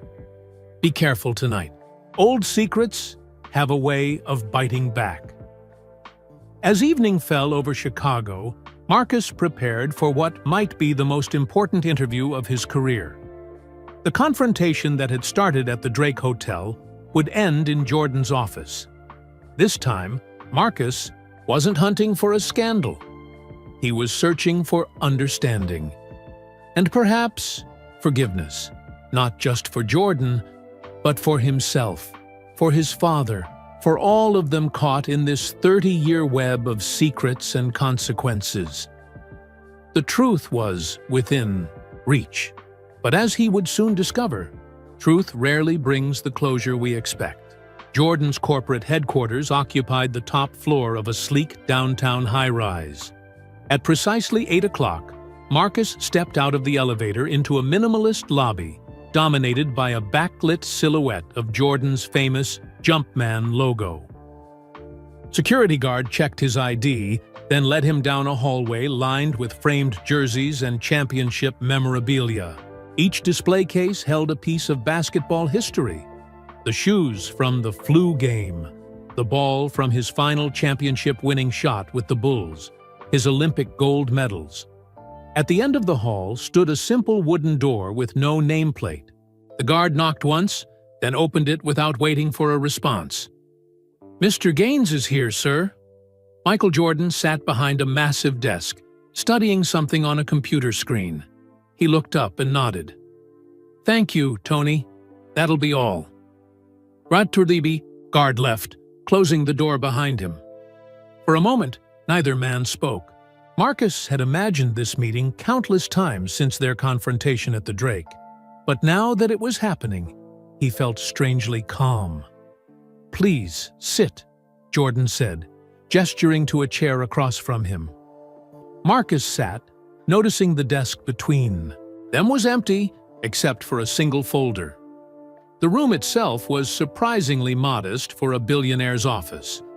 Basketball trophies and memorabilia, certainly, but nothing ostentatious. One wall featured photographs not of Jordan's basketball triumphs, but of charity events and children's hospital visits. "No recorder?" Jordan asked, his deep voice breaking the silence. "No, just like Ms. Chen requested." Jordan nodded. "I've read your draft article." Marcus stiffened. "How did you—" "Does it matter?" Jordan closed his laptop. "It's more accurate than I expected. Still missing some key details, but you got the important parts right." "Natalie gave you a copy," Marcus realized. "She's been working both sides all along." "My niece believes the truth should come out. I'm not sure I agree, but here we are." Jordan leaned back in his chair. "You've been hunting this story for months." "Why?" Marcus thought about deflecting, keeping to journalistic objectivity, but something in Jordan's direct gaze demanded honesty. "It started because of my father. He lost everything betting on Bulls games. He always believed something wasn't right about certain games, that the greatest player in the world sometimes made inexplicable mistakes. And you believed him." "I loved him," Marcus said simply. "When you're 10 years old and your hero tells you something, you believe it." Jordan nodded, understanding in his eyes. "We've all had heroes who disappointed us." "Like Darius Washington disappointed you?" A flicker of old pain crossed Jordan's face. "Darius didn't disappoint me. I failed him." "That's not how Detective Harper tells it. She says you tried to save him." "I tried. I failed." Jordan's voice was flat. "I had all the money and fame in the world, but I couldn't save my oldest friend from his demons. So you've spent 30 years trying to make up for it by helping other families affected by gambling." Jordan didn't confirm or deny it. Instead, he opened the folder on his desk and slid a photograph across to Marcus. It showed two boys around, 12 years old, skinny and grinning, on a cracked basketball court. One was recognizably a young Michael Jordan. The other, Marcus assumed, was Darius Washington. "We grew up together," Jordan said. "Played ball every day after school. When I got drafted by the Bulls, Darius followed me to Chicago. Couldn't make it in basketball. Wasn't quite good enough. But he wanted to be part of that world somehow. So, he got involved with Caston and the gambling operation." Jordan nodded. "At first, it was just hanging around the games, making connections. Then he started placing bets for people who didn't want to be seen betting. Then he was skimming money, thinking no one would notice. But the mob noticed." "They always notice." Jordan's voice hardened. "They threatened him, gave him a choice: fix some games with inside information, or pay back everything he'd skimmed with interest. Money he didn't have. So he came to you." "Not. At first, I found out by accident. Overheard a phone call." Jordan stared at the old photograph. "I could have gone to the police. Should have, probably. But Darius begged me not to. Said these people would kill him. So I tried to help another way, by playing in the Chicago Heights games, by occasionally holding back, missing shots you'd normally make. Just enough to help with the betting spreads, just until Darius could get square with these people." Jordan's jaw tightened. "It was wrong. I know that, but I thought I was saving." my friend's life. But it wasn't enough. No, Darius kept digging the hole deeper. More bets, more skimming.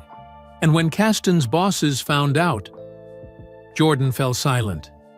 They killed him and made it look like suicide. Marcus finished. Jordan didn't respond directly. After Darius died, I swore I'd never be involved in anything like that again. But I also promised myself I'd try to help families hurt by gambling. People like your father. Marcus felt his throat tighten. The medical bills, the mortgage payments, when we were about to lose our house. That was you? I never knew the names. A foundation handled it. I just provided the funds and guidelines for who should be helped. The silence that followed felt heavy, with 3 decades of secrets, guilt, and atonement. Finally, Marcus asked the question that had driven him all these months. Why didn't you ever tell this story? Clear your name? Explain what really happened? And implicate myself in point shaving, even if it wasn't NBA games? Admit I knew about a gambling operation connected to organized crime and didn't report it? Jordan shook his head. Besides, the story wasn't just mine to tell. There were other families involved. People who'd been hurt enough. People like my family. Yes, Marcus struggled to reconcile the man before him. Honest, remorseful, human. With both the basketball deity of his childhood and the villain of his father's bitter accusations. I have one more question, Marcus said. When I confronted you at the Drake, you said, you have no idea what you're digging into. It didn't sound like a threat. It almost sounded like relief. Jordan was quiet for a long moment. Carrying a secret for 30 years is exhausting, Mr. Gaines. Maybe part of me was ready for the truth to come out. He closed the folder. The question now is, what are you going to do with that truth? I don't know yet, Marcus answered honestly. Well, Jordan said, standing to signal the end of their meeting, whatever you decide, I won't try to stop you. The truth is the truth, however uncomfortable. As Marcus left the office, he realized Jordan hadn't once asked him to kill the story or offered any deal to keep things quiet. The man who had controlled every aspect of his public image for decades was finally relinquishing that control. The decision now rested entirely with Marcus. Marcus couldn't sleep that night. He paced his apartment, Jordan's words echoing in his mind. Around 3 in the morning, he opened his laptop and stared at his draft article. The story was solid, backed by evidence, interviews, and now Jordan's own confirmation. It would be the biggest sports story of the decade. It would also forever change how people viewed Michael Jordan. His phone buzzed with a text from Layla. Decision time. Are we publishing tomorrow? Before he could respond, another message arrived from an unknown number. Meet me at Lincoln Park by the South basketball courts. 7 a.m. Important information about Jordan. Come alone. Marcus stared at the cryptic message. A trap? Or one last piece of the puzzle? The morning was misty. The basketball courts empty at this early hour. Marcus arrived 15 minutes early, scanning the area for his mysterious contact.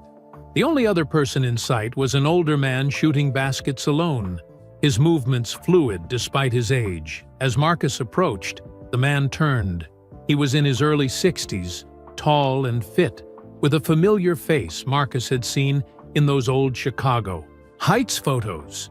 Terrence Willis? You recognized me. I'm flattered. Terrence dribbled the ball slowly. I hear you talked to Jordan yesterday. News travels fast, in certain circles. Terrence took a shot, the ball swishing through the net. So now you know most of it. Jordan trying to help Washington.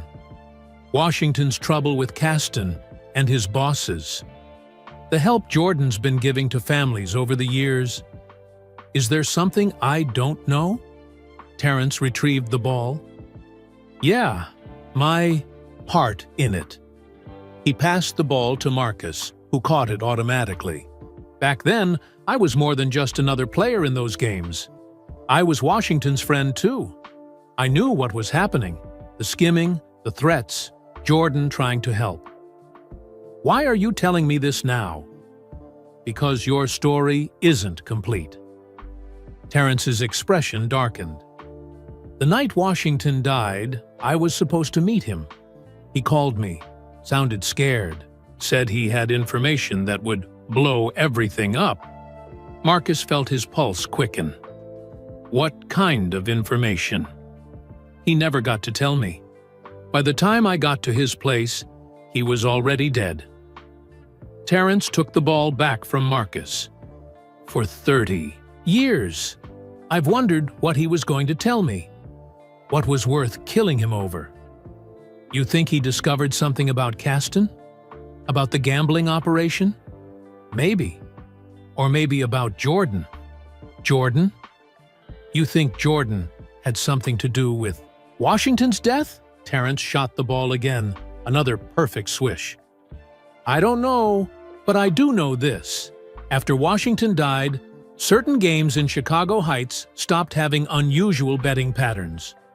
Almost like whoever was pulling the strings didn't need Jordan's help anymore. Marcus tried to process this new information. Are you suggesting Jordan was more involved than he's admitted? That he deliberately threw games even after Washington's death? I'm not suggesting anything, Terrence said. I'm just telling you facts. Washington died. The betting irregularities stopped. Jordan started his anonymous giving. You connect the dots, however you want. As they talked, Marcus noticed a black SUV with tinted windows parked across the street, similar to the one he'd seen after their first meeting. You're being watched, Marcus said quietly. Terrence nodded without looking. Have been for years. They leave me alone as long as I keep quiet. He dribbled the ball thoughtfully. Which makes you wonder why I'm talking to you now, doesn't it? Why are you? Because I'm dying, Mr. Gaines. Cancer. 6 months left, maybe less. He passed the ball back to Marcus. And I'm tired of carrying secrets for men who've gone on with their lives while Washington is still in the ground. Marcus felt a rush of sympathy for the former player. I'm sorry about your diagnosis. Don't be. We all face our final buzzer eventually. Terrence gestured to the court. Jordan came to see me last week, first time in years. Offered to pay for any treatment I needed anywhere in the world. That sounds generous. Does it? Or was he making sure I wouldn't talk to you? Terrence's eyes were hard. Jordan's been buying silence for 30 years with his generosity. The question is, has he been paying for his own sins or covering for someone else's? Before Marcus could respond, Terrence walked to a bench where his jacket lay and pulled out an old flip phone. Washington left me a voicemail the night he died. I've kept it all these years, never showed it to anyone, not even Detective Harper. He pressed a button, and a young man's terrified voice filled the quiet morning. T. It's D. I found something. About the games, about who's really behind everything. Not Caston, he's just the front man. It goes higher, way higher. I'm scared, man. If anything happens to me, tell Mike. The message cut off abruptly. That's it? Marcus asked. That's it, Terrence confirmed, pocketing the phone. His last words cut off before he could finish. Before he could tell me what to tell Jordan.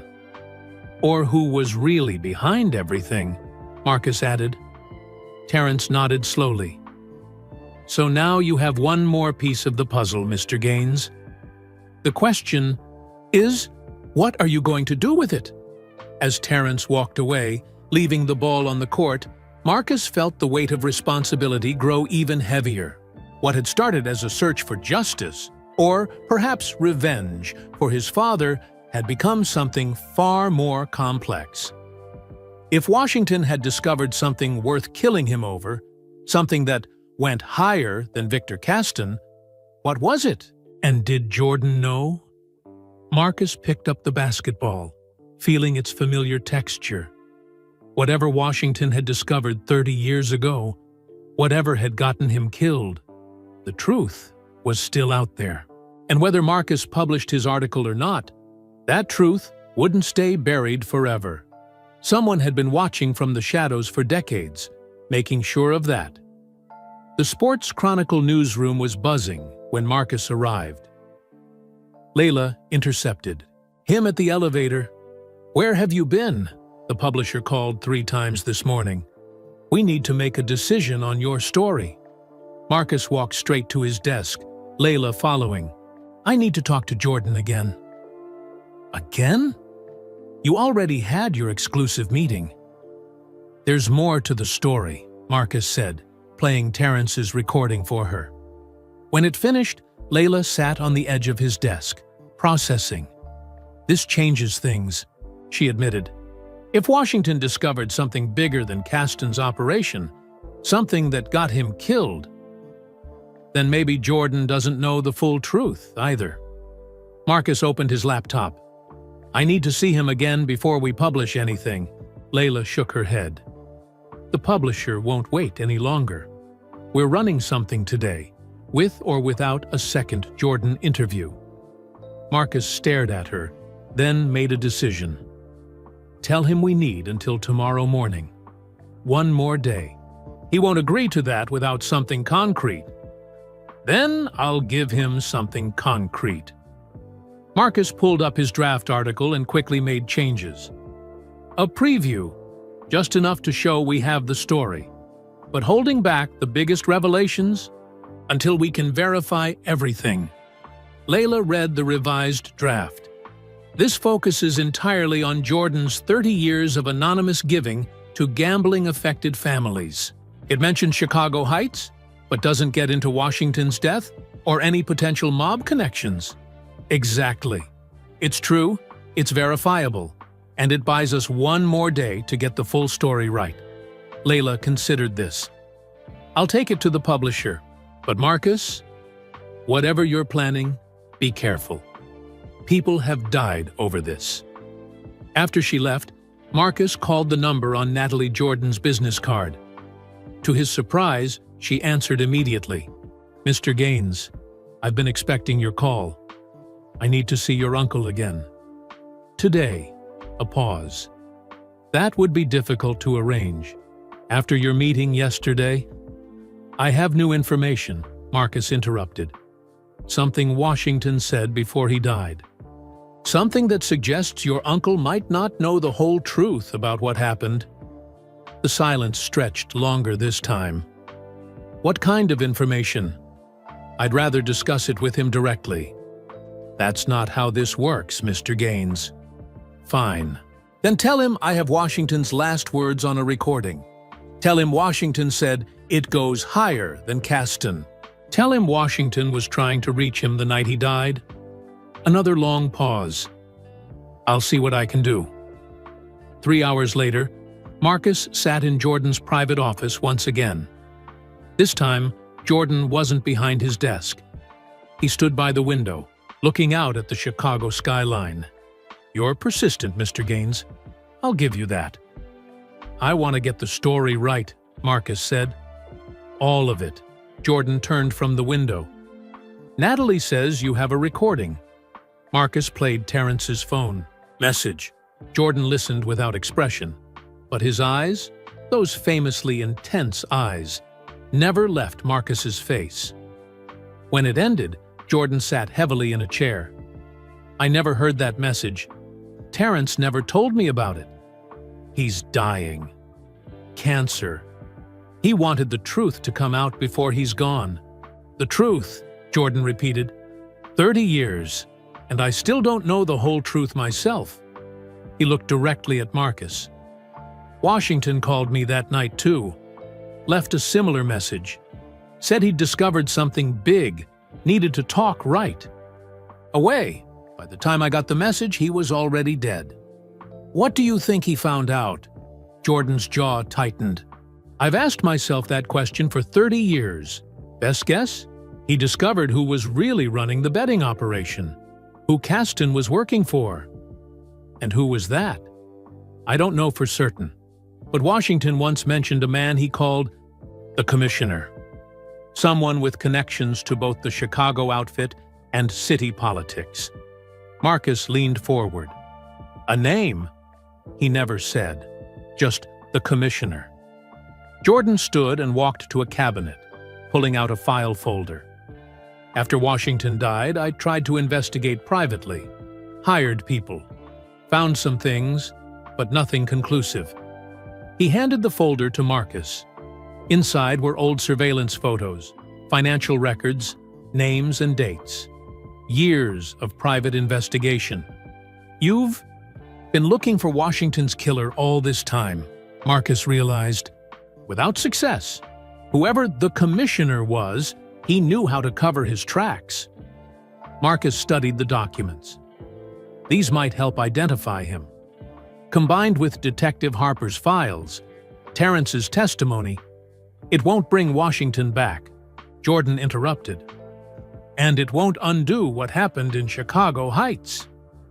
No, Marcus agreed, but it might finally bring the truth to light. Jordan was quiet for a long moment. There's something else you should know before you publish anything. Something I've never told anyone, not even Natalie.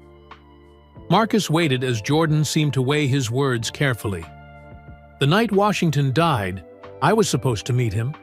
He called, said he needed help, that he'd gotten in too deep. I was driving to see him when I got stuck in traffic from an accident on the expressway. Jordan's voice grew rough with emotion. If I'd gotten there 20 minutes earlier, he might still be alive. You can't know that, Marcus said quietly. What I know is that I failed him, and I've spent 30 years trying to make up for it by helping other families. Jordan looked at Marcus intently. Including yours. The directness of the statement hit Marcus like a physical blow. My father never knew, never suspected. That was the point. Anonymous help. No strings, no recognition. Marcus thought of his father's final years, bitter, angry, but with proper medical care in a decent home. All because of the man sitting across from him. Why are you telling me this now? Because whatever you decide to publish, you should know the whole truth. At least, as much of it as I know. Jordan leaned forward. I've made peace with my part in this story, Mr. Gaines. The question is, have you? The question hung in the air between them. Marcus thought of his father, of the story he'd been pursuing for months, of the complex truth he'd discovered.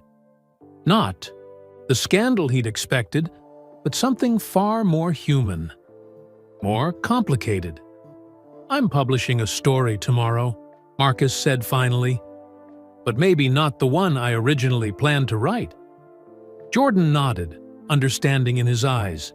Whatever you decide, I won't try to stop you. The truth has been buried long enough. As Marcus left Jordan's office for the second time, the weight on his shoulders felt different. No longer the burden of exposure, but the responsibility of truth, messy, complicated, human truth. His father had been wrong about Jordan fixing NBA games, but there was still a mystery to solve, a killer who had never faced justice, and a story that needed to be told, even if it wasn't the one Marcus had set out to write. The next morning, Marcus arrived at the Sports Chronicle before dawn. The Harris newsroom was empty, just as he preferred. He needed clarity, space to make his final decision without distractions. His draft article waited on his computer, the story of Michael Jordan's secret 30-year mission to help families affected by gambling addiction.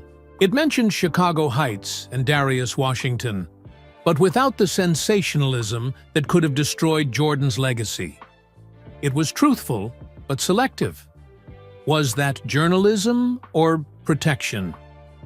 Marcus stared at the screen, remembering his father's face when the Bulls lost games he'd bet on. The anger, the confusion, the desperate certainty that something wasn't right. Jordan missed shots he makes in his sleep, he'd said over and over. His father hadn't been entirely wrong. Jordan had missed shots on purpose, just not in NBA games, and not for the reasons his father had believed.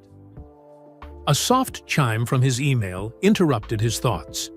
A message from Detective Harper, with an attachment labeled Chicago PD Internal. Memo, 1989. Marcus opened it and read quickly, his heart racing. It was a confidential memo from a senior police captain ordering Harper to close the Washington case, despite her objections. At the bottom was a handwritten note. Found this in my old case files. Notice the signature. Harper. The memo was signed. Commissioner Lawrence J. Sullivan. The commissioner, Marcus searched the name online. Lawrence Sullivan had been a high-ranking police official in the late 1980s, later becoming Chicago Police Commissioner from 1990-1995. He died in 2012, lauded as a pillar of the community who had cleaned up corruption in the department. But, according to this memo, he'd shut down the investigation into Washington's death. Why? And was he the same commissioner Washington had mentioned in his final message? Marcus forwarded the email to Jordan, adding a simple message. I think I found the commissioner. Too late for justice, but not too late for truth. As sunrise brightened the windows, Layla arrived, looking surprised to find Marcus already at his desk. You're early, she observed. Final edits on the story? Something like that. Marcus gestured to the chair beside his desk. I need your opinion on something. As Layla sat, the elevator doors opened and Natalie Jordan stepped into the newsroom. Her usual composure seemed slightly shaken. Mr. Gaines, Ms. Vasquez. She approached Marcus's desk. I hope I'm not interrupting. You're exactly on time, Marcus said. I'm making my final decision about the story, and I'd like both your perspectives. He turned his screen so they could both see the article. Not the draft about Jordan's secret philanthropy, but a different one he'd written through the night. The headline read, The Commissioner's Shadow, How a Police Captain Buried a Murder Investigation and Protected a Chicago Gambling Ring. The story detailed everything. The Chicago Heights games, Washington's skimming from the mob, Jordan's attempts to help his friend, and most critically, evidence suggesting Police Commissioner Lawrence Sullivan had ordered Washington's death. Investigation closed to protect his connections to organized crime. Jordan was mentioned, but not as the central figure. Instead, he appeared as someone caught in a larger, darker web. A young athlete trying to save his friend, then spending decades anonymously helping others as atonement for his failure. When they finished reading, Layla spoke first. This is a completely different story than what we discussed. It's not about Jordan at all. It's about the truth, Marcus said. The whole truth, not just the parts about a famous athlete. It's a story about corruption, murder, and justice. Delayed, Natalie added quietly. My uncle is a part of it, but not the center. Layla studied Marcus. You realize this means giving up what could have been the biggest sports scandal story in decades? The one that would have made your career? I know. And you're okay with that? Marcus thought about his father, about Jordan, about Washington, about truth and justice, and what really mattered in the end. I am, he said simply. Layla nodded slowly. Then I'll take it to the publisher. But I should warn you, this is a very different story than what he's expecting. After she left, Natalie remained standing by Marcus's desk. "Thank you," she said softly. "I'm not doing this for your uncle," Marcus clarified. "I'm doing it because it's the truth." "I know." She hesitated.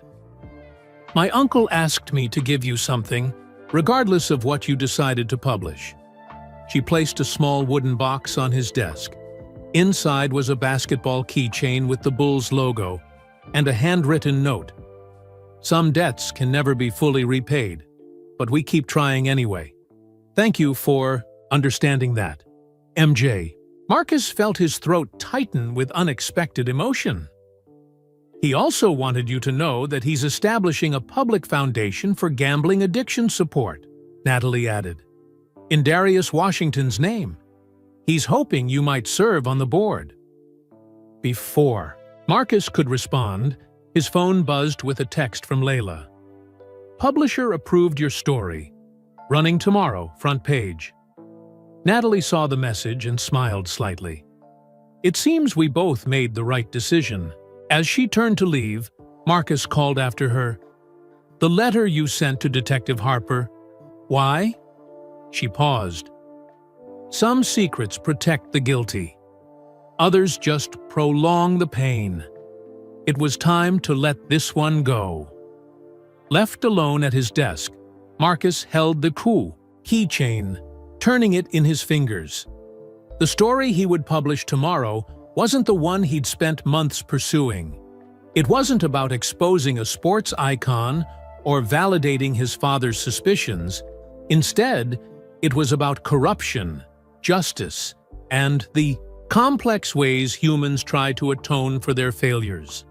It was about a young basketball star who couldn't save his friend, about a police commissioner who buried a murder to protect his interests, about a reporter who discovered that truth is rarely what we expect it to be, and about how the greatest basketball player of all time had spent 30 years secretly helping families hurt by gambling, including the family of the reporter who would finally tell his story. Not the story Marcus had set out to write, but the one that needed to be told. The morning Marcus's story broke, Chicago awakened to headlines that shocked the city. Not about Michael Jordan's secret games in Chicago Heights, though that was part of it, but about Commissioner Lawrence Sullivan's buried investigation and mob connections. The Sports Chronicle's website crashed from the traffic. Every major news outlet picked up the story.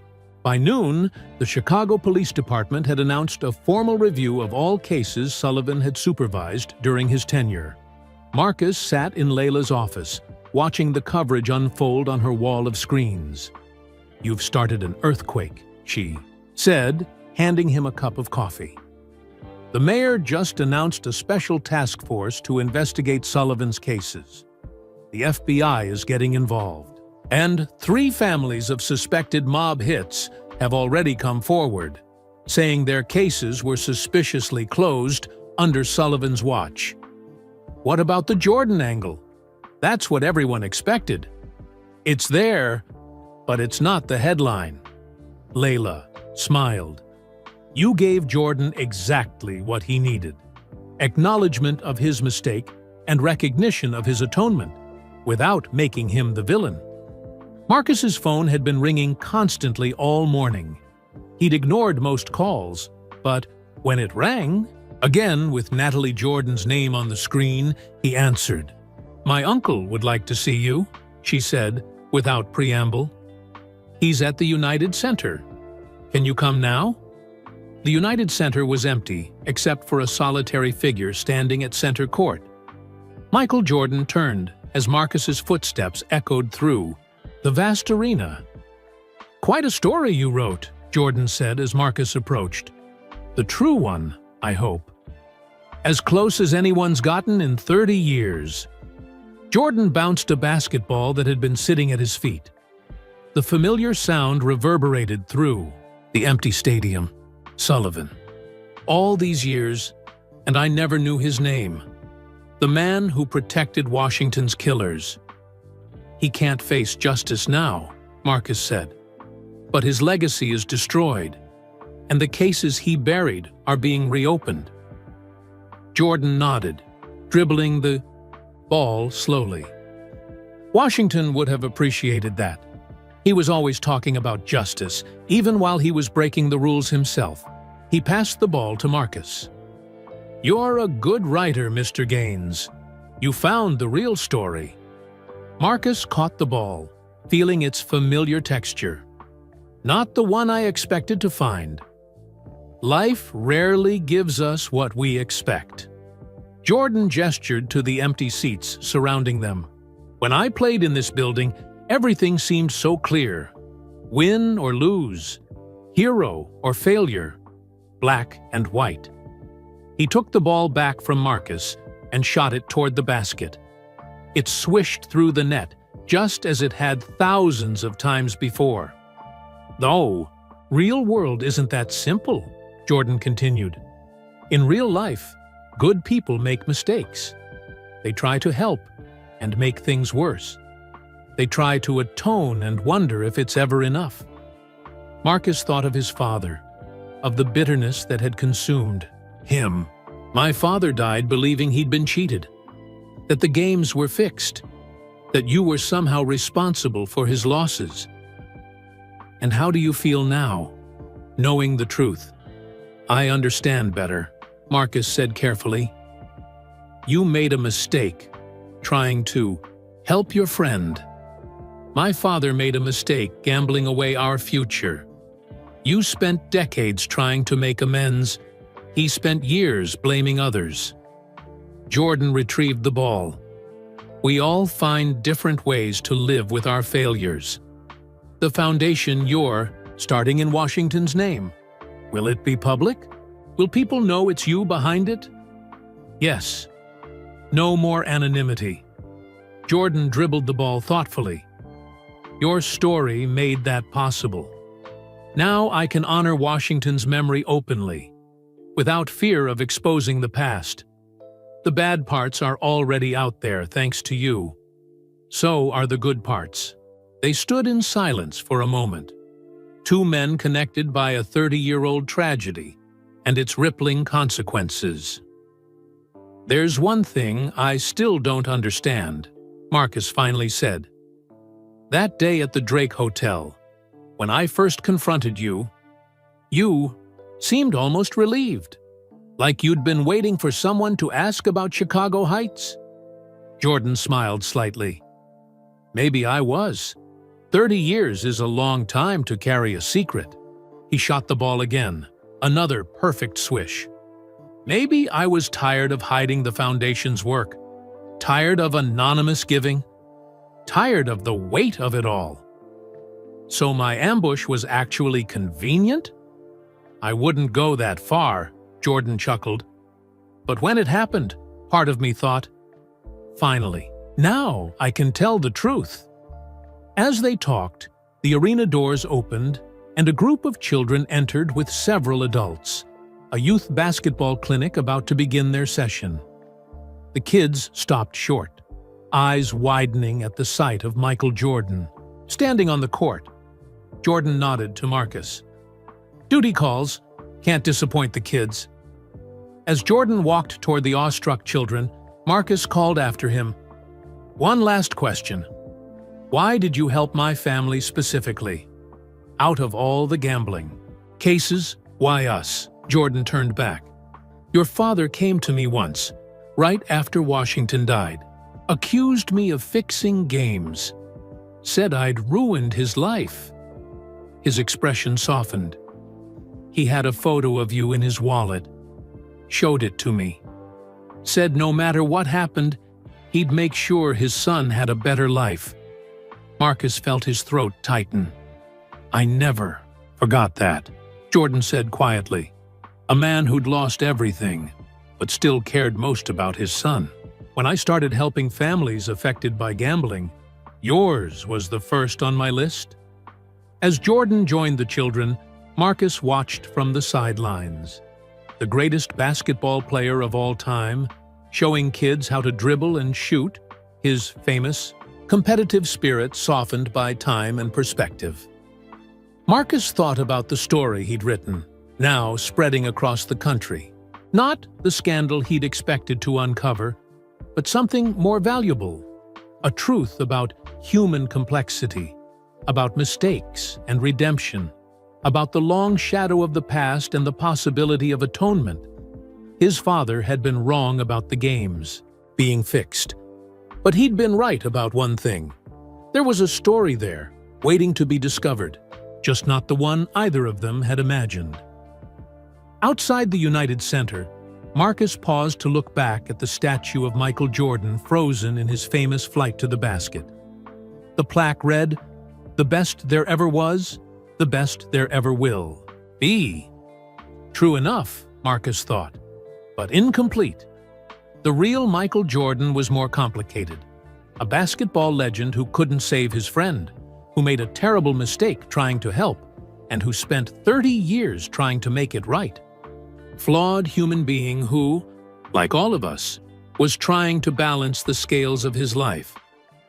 That was the story Marcus had told, not the one he'd set out to write, but the one that had been waiting for someone to tell it. The true one.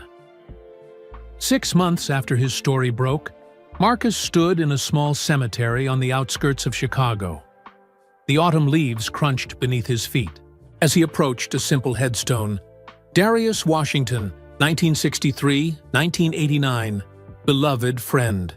For 30 years, the grave had received few visitors. Today, it was surrounded by people.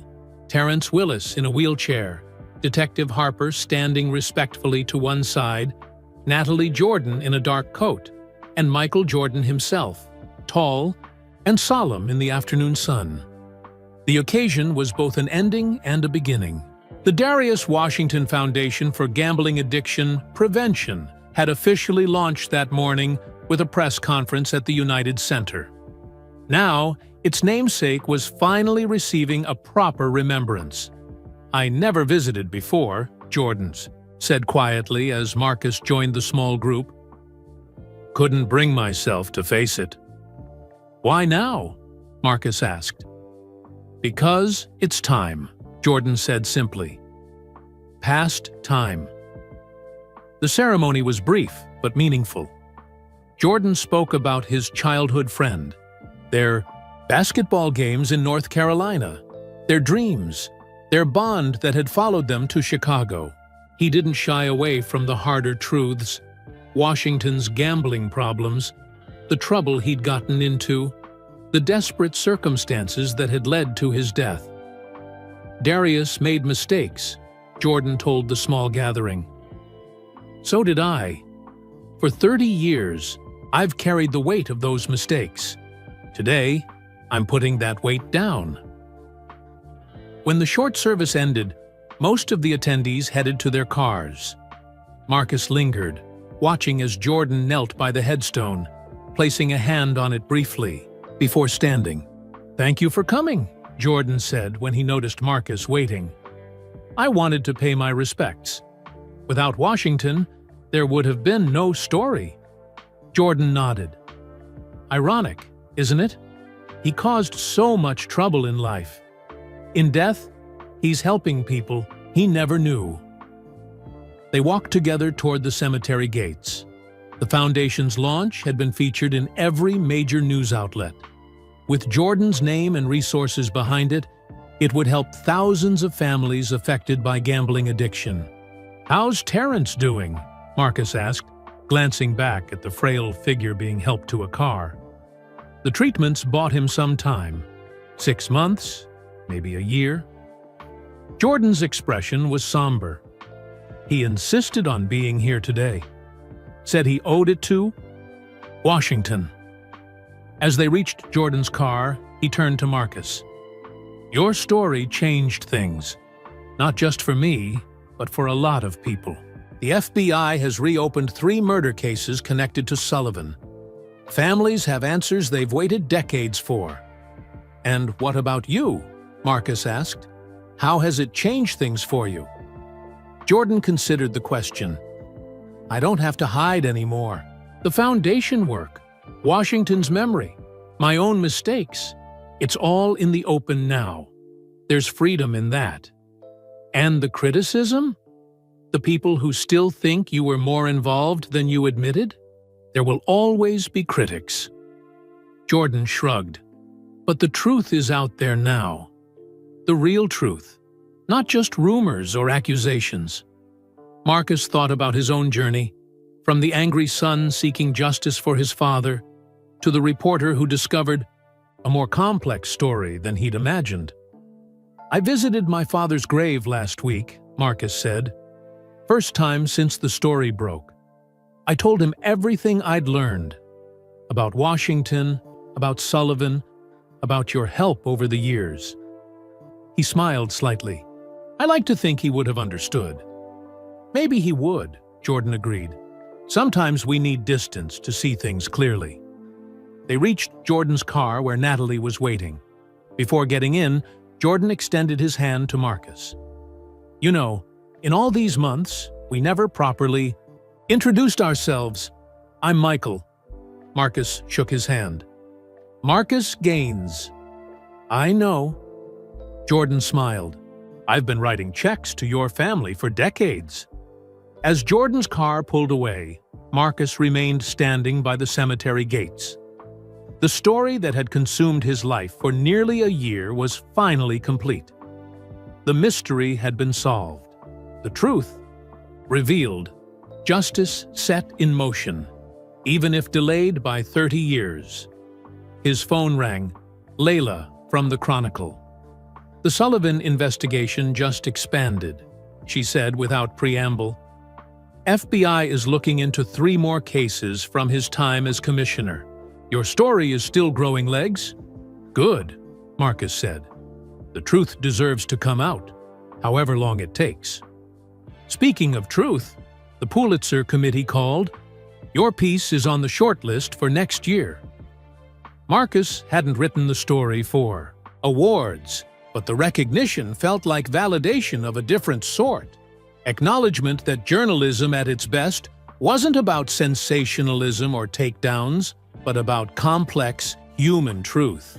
"One more thing," Layla added. "The publisher wants to know if you're interested in a book deal. The whole story, beginning to end." Marcus thought about it. Maybe. But not just about Jordan or Washington, about Sullivan, about the system that protected him, about all the families affected. "Of course, it's your story to tell." After hanging up, Marcus walked back to Washington's grave. The cemetery was empty now, the mourners gone. He stood silently, thinking about the young man whose death had set in motion 30 years of secrets, guilt, and quiet redemption. "Your friend kept his promise," Marcus said softly to the headstone. "He couldn't save you, but he's saved a lot of other people in your name." The autumn wind rustled the trees, sending more leaves spiraling down. Marcus placed a small basketball keychain, the one Jordan had given him, on top of the headstone. As he walked away, his phone buzzed with a text from an unknown number. It contained only an address in North Carolina, and the words, "If you're writing that book, you might want to start at the beginning. This is where Michael and Darius first played basketball together." And Marcus smiled. Natalie Jordan was still helping him tell the story.